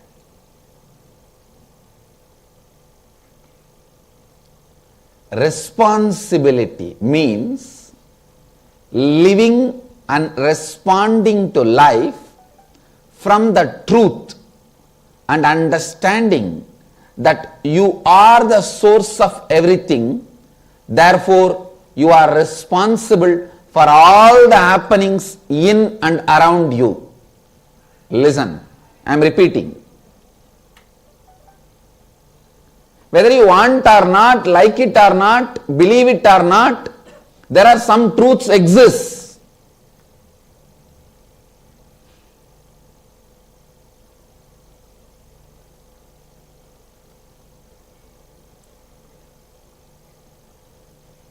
Whether Pope turns atheist or communist turns theist, God exists is the truth. Nothing can be done about it, how much ever you deny. The independent intelligence which runs the cosmos exists.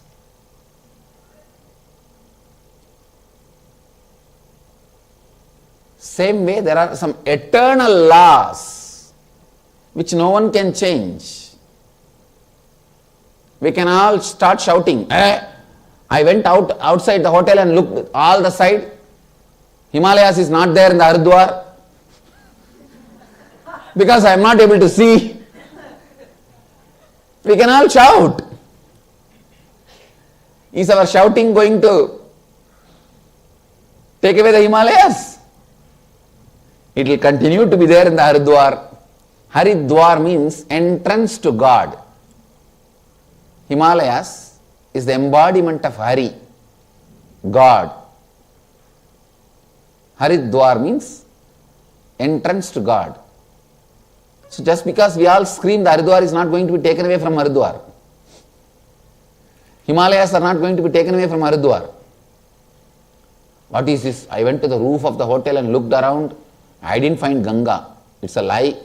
Ganga goes around in Haridwar. We can scream. Is our screaming anyway going to stop Ganga or affect the Haridwar, affect the Himalayas. Same way, whether we believe or not, there are some eternal laws of life. Whether you want it or not, like it or not, the truth is you are the source of everything.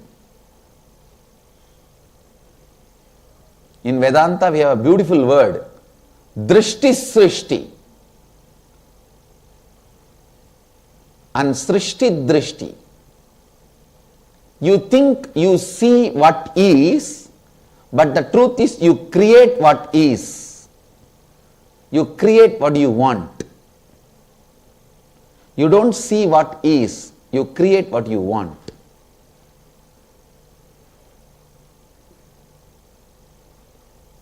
Listen.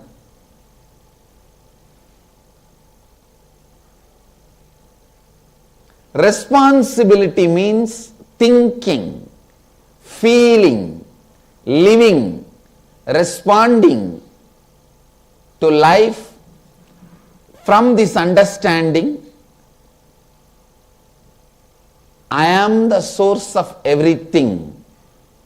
Therefore, I am responsible for everything happening inside me and outside me, in and around me. Cognizing this truth, living with this truth, cognizing this truth and living with this truth is responsibility. Listen. Immediately we think, how can I be responsible? I am going in the road in the right direction. Somebody comes and hits me. It is his mistake. How can I be responsible? How many of you have these kind of questions? Yes. You may not be responsible, but who is going to suffer? Tell me, who is going to suffer? Listen, you may not be reason, but you are only responsible. You may not be reason, you are only responsible. Listen, people who don't take responsibility even for their actions are animals. People who take responsibility for their actions are human. People who take responsibility for the actions for which they are not reasons, even for those things they take responsibility, they are leaders. Understand? Many times you may not be reason, but if you feel responsible only, you will come out of that situation.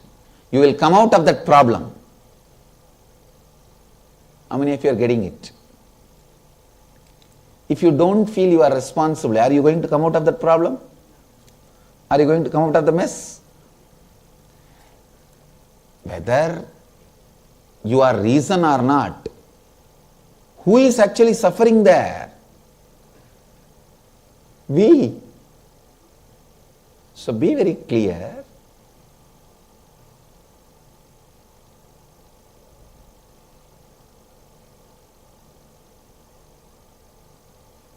Life, take it as a good news or bad news, you are source of everything. Whenever you understand that, you cognize it and process, you feel powerful in the life. Whenever you feel you are not responsible, somebody else is responsible, you become powerless, that's all. Truth empowers you. Ignorance makes you powerless. How many of you want to live a powerful life? Then you should take up the truth in your life. The truth is You are source of everything in and around you.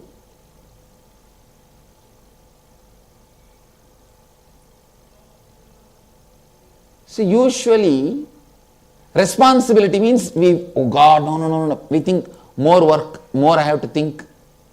But listen, when you start taking more responsibility, you get more power. The first thing comes to you is more power.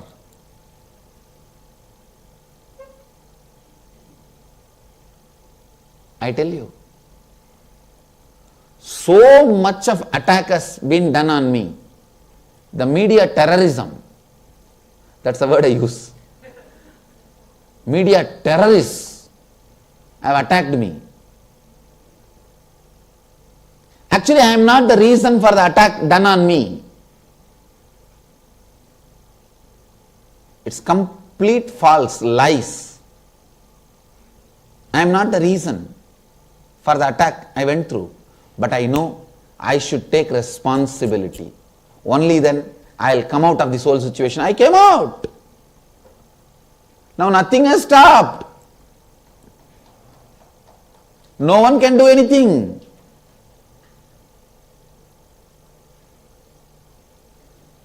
No one is able to do anything. See, all over the world, the mission we took up, we are doing it. When I took up the responsibility in my hand, in my heart, I experienced power. That power naturally gave me the clarity to do what needs to be done. And I am successful. So listen, from my experience I tell you, responsibility is power, not just work.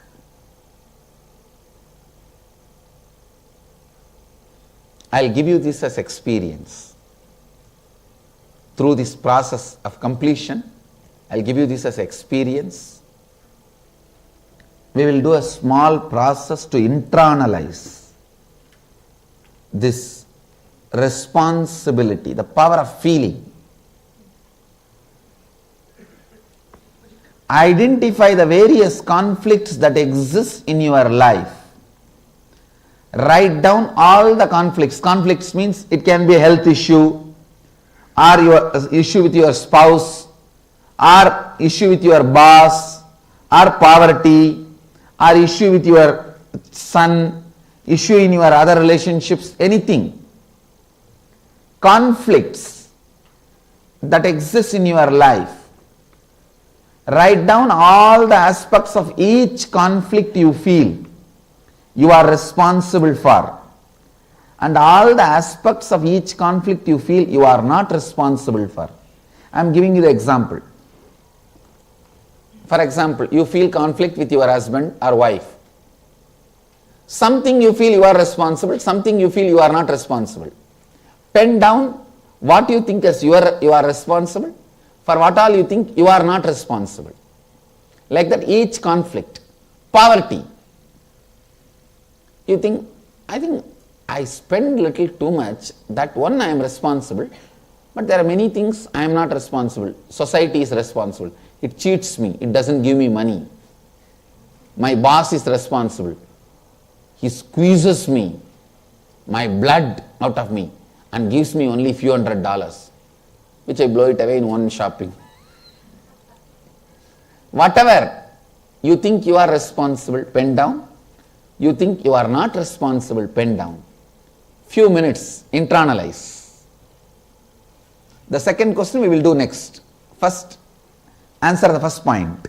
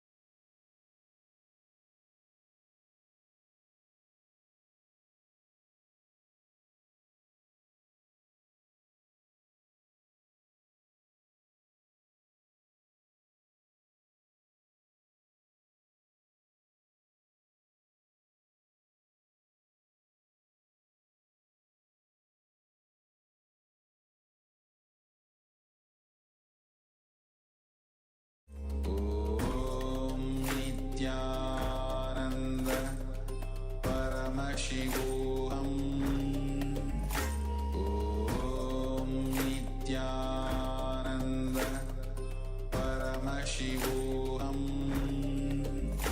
Om Nityananda Paramashivoham Om Nityananda Paramashivoham.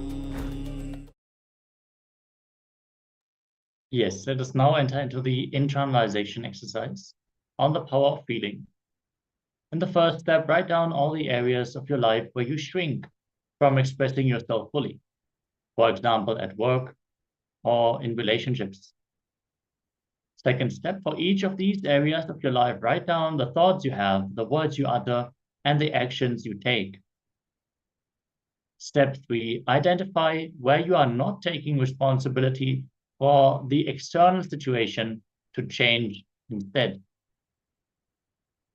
Finally, in the fourth step, okay, now let us first enter into the first 3 steps. If you have any questions about this process, please let us know.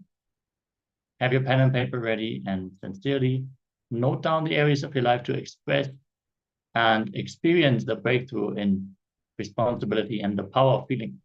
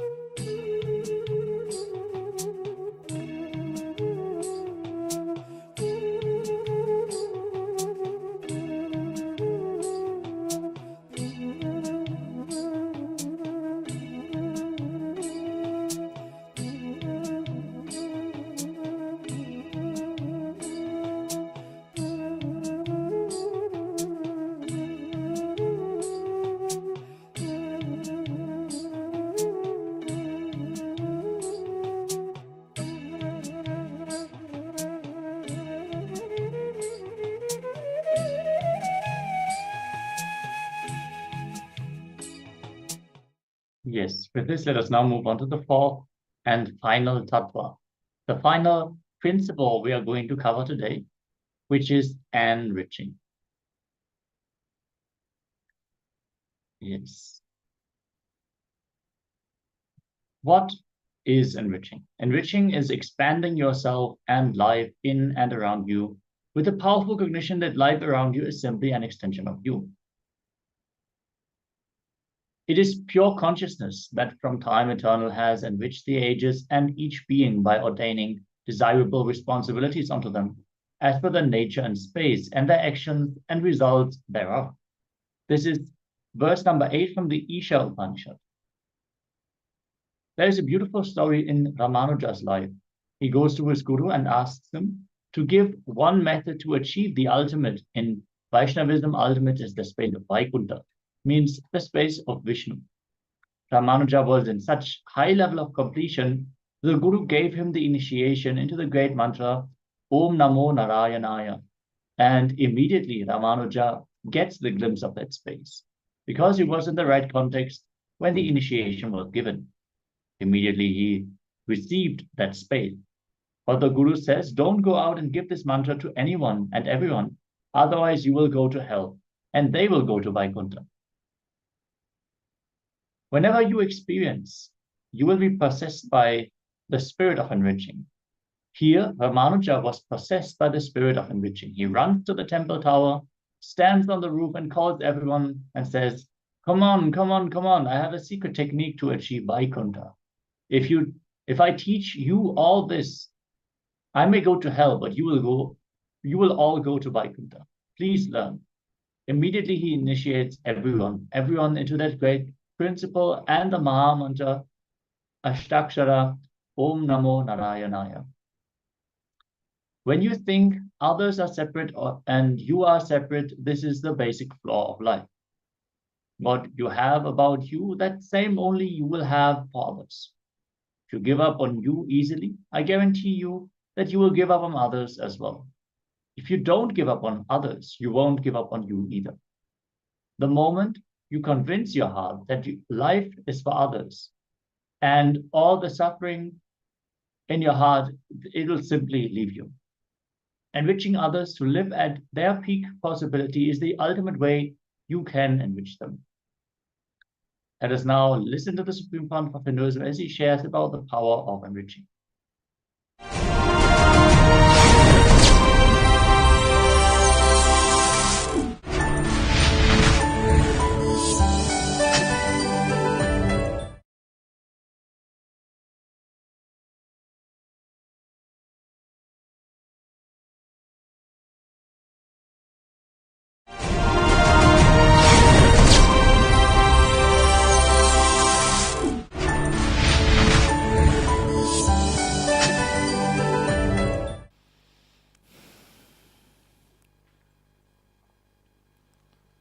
Let us start.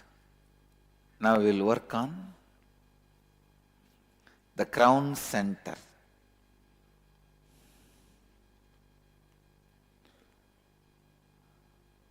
The thought current of discontentment, frustration.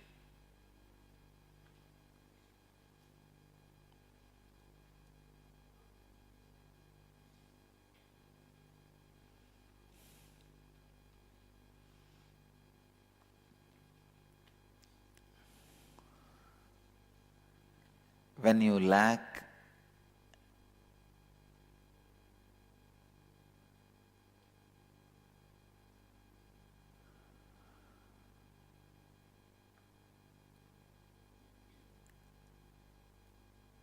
involving with others' life, the crown center collapses. Please understand.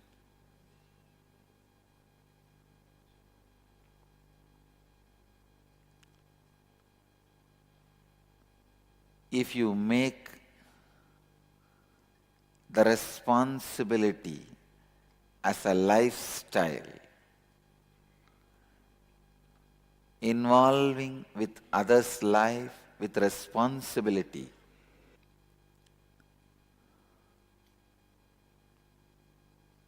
The only way you can awaken the crown center, once your crown center is awakened, you live like a god. The only way your crown center is awakened is by living the fourth fundamental truth about living enlightenment, enriching. Enriching yourself and others continuously. What I mean by the word enriching is you taking responsibility with integrity and authenticity that you are committed to continuously enriching, making difference to yourself and to others.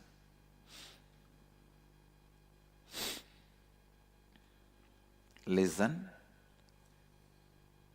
You taking responsibility with integrity and authenticity that you are committed to continuously enriching, making a difference to yourself and to others. Enriching is your commitment to the possibility of living yourself and life around you in a space of expansion and completion. Enriching is your commitment to the possibility of living a life of enlightenment. See, when you learn to enrich yourself and others, you live a life of solution, not of problems. A Chandala lives only with problems. A Brahmana lives only with solutions.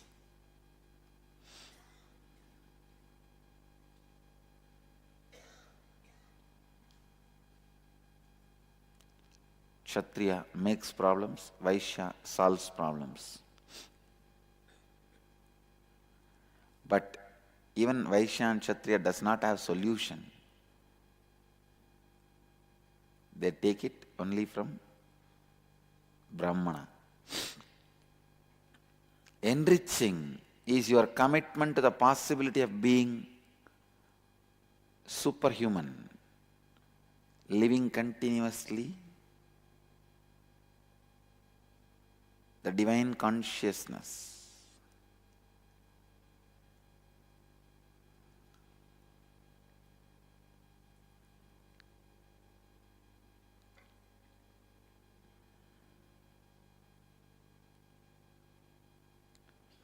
Do not give up on yourself and give up on others.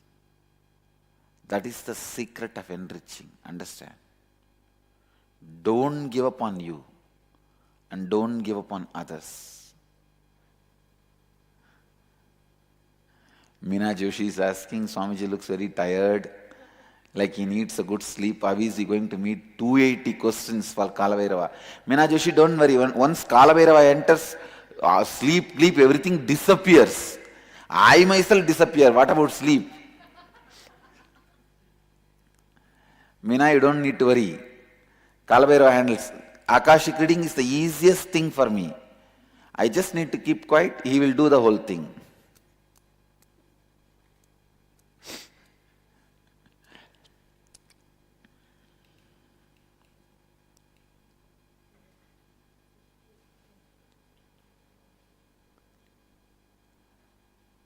The master key to practice enriching you and others is don't give up on yourself.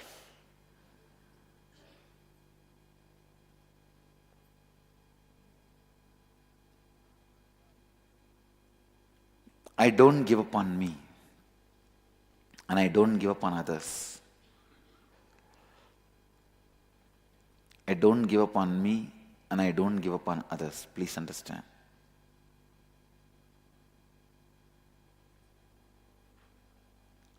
How strongly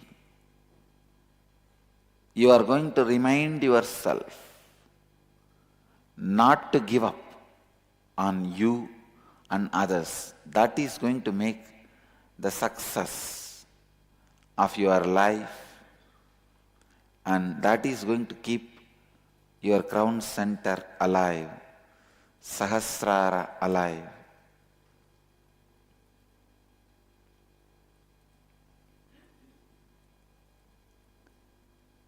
Let's work on this exercise, then you will understand this tattva, enriching others.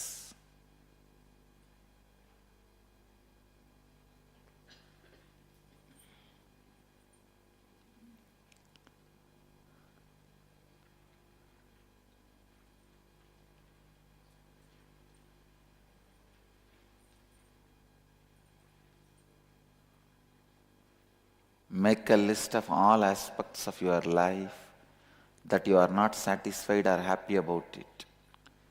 Look deeply into each of these aspects of your life and identify where you are not taking responsibility for your non-integrated and inauthentic thoughts, words and actions that are present in these aspects of your life.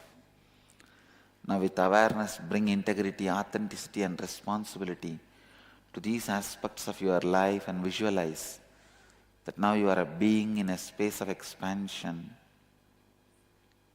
happiness and gratitude. Write down what are the new thoughts, words and actions you will take in the same aspects of your life now.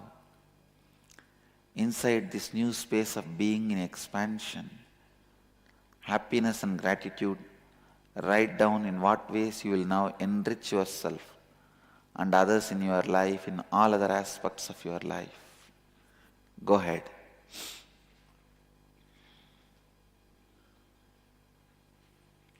Sahasrara collapses when you are not satisfied, you are not happy with your life.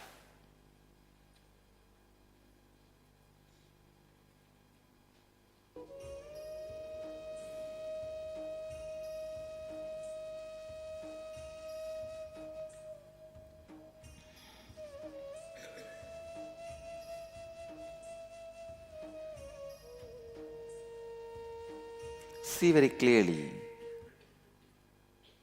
your unhappiness will be because you gave up on you. If you quickly give up on others, you will give up on yourself. If you don't give up on you, you will not give up on others. Because I never gave up on me, I'll never give up on others.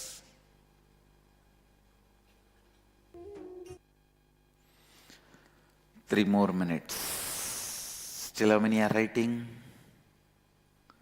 You have 3 minutes, finish.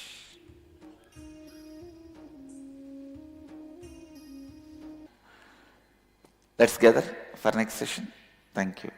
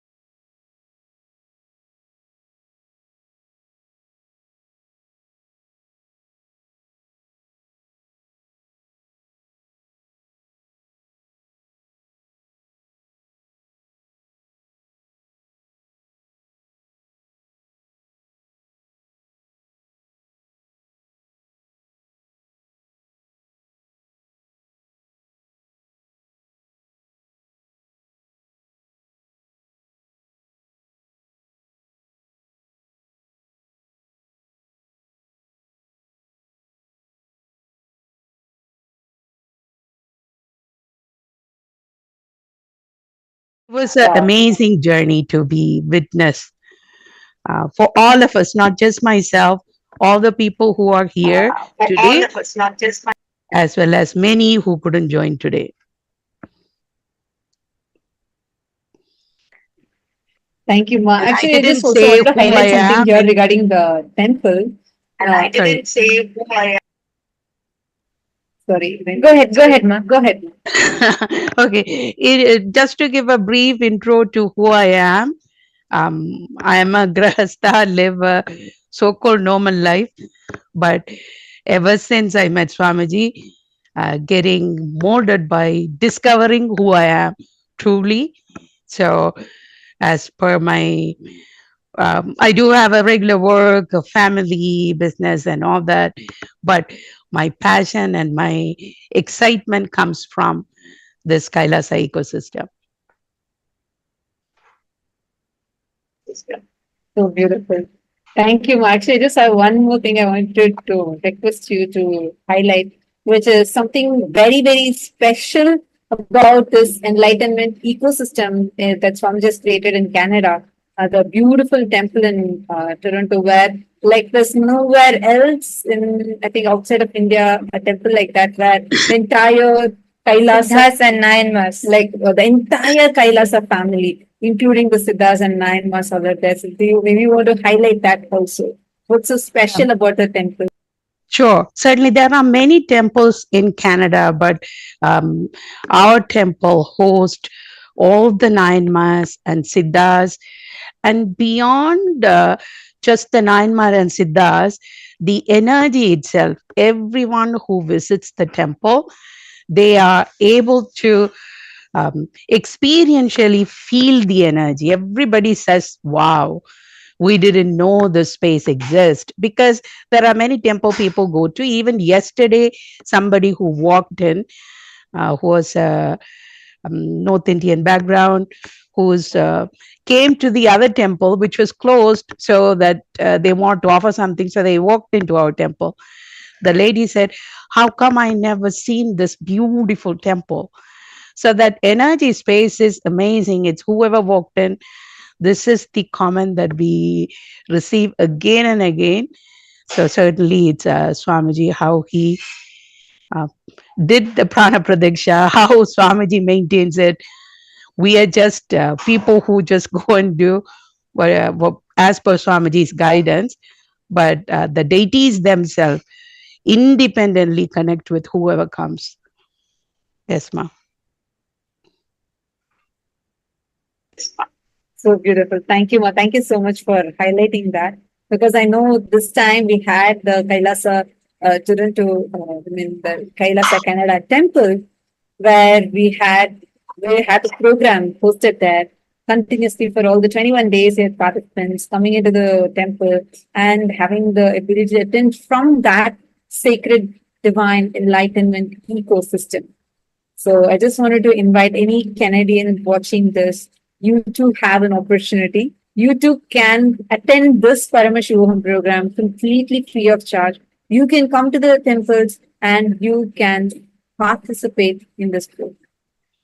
One thing I will add, Ma, the advantage about attending the Paramashivoham at this temple energy space itself, that ambience. The second thing is sattvic meals are provided. If you are attending from home, you need to worry about what food you're eating and the distractions that you get and all of it. Here, it's all taken care. And also people who are there to support you with the journey, who have gone through these programs, will be able to help you in terms of understanding. Or there is Jnanalaya library where they can refer quite a lot of books. So it's the whole ecosystem supports you in terms of receiving the best outcome of the program. So I'll certainly encourage, if you are living near Toronto, don't miss doing the program at the temple. And I'm sure many of the people who are here would certainly agrees with me. Even for us, when we do the same darshan, when we do it from the temple versus home, it's certainly different. So I'll encourage all of you to have that experience. Thank you, Mom. Thank you so much. So just now we have so many participants who have gathered. I see more and more people from Canada joining us. Would you like to introduce them, and so we can hear from everyone, each one's experience their profound experience, their transformation. Certainly, Ma. Today we have only sample of the Kailasa Candy ecosystem here. I'm very pleased to introduce each one of them, and I'm also excited to hear what they're going to say as their key takeaway, particularly from the last Paramashivoham. So there's no particular order. I'm just going to go with the people that I see on the screen. So maybe I'll start with Ma Shanti Ravishankar. She's our Annalaya lead. So if you come to the temple, if you are enjoying Sattvic meal, she's the lady behind it. So thank you, Shantima, for continue to offer your services. So why don't you share something, your experience about the last Paramashivoham at the temple? Yes, thank you. Thank you, Dushi, and thank you, Ma Nityanandita and Nitya Tattvapriya. And even today, I am at the temple only. At least 13 people came, even the young people from, even the Indian people came today. We asked them to sit for a while, and they really did. And last Paramashivoham, I had an opportunity to stay in the temple some days. Only thing is that is a full day program. That's what some people, they are not prepared to come for staying for a whole day. So, but in the partially they sat and they enjoyed the program. And the other thing is, what I am going to share, I thought of, I have done this program so many times, but once what I did is this yoga about regarding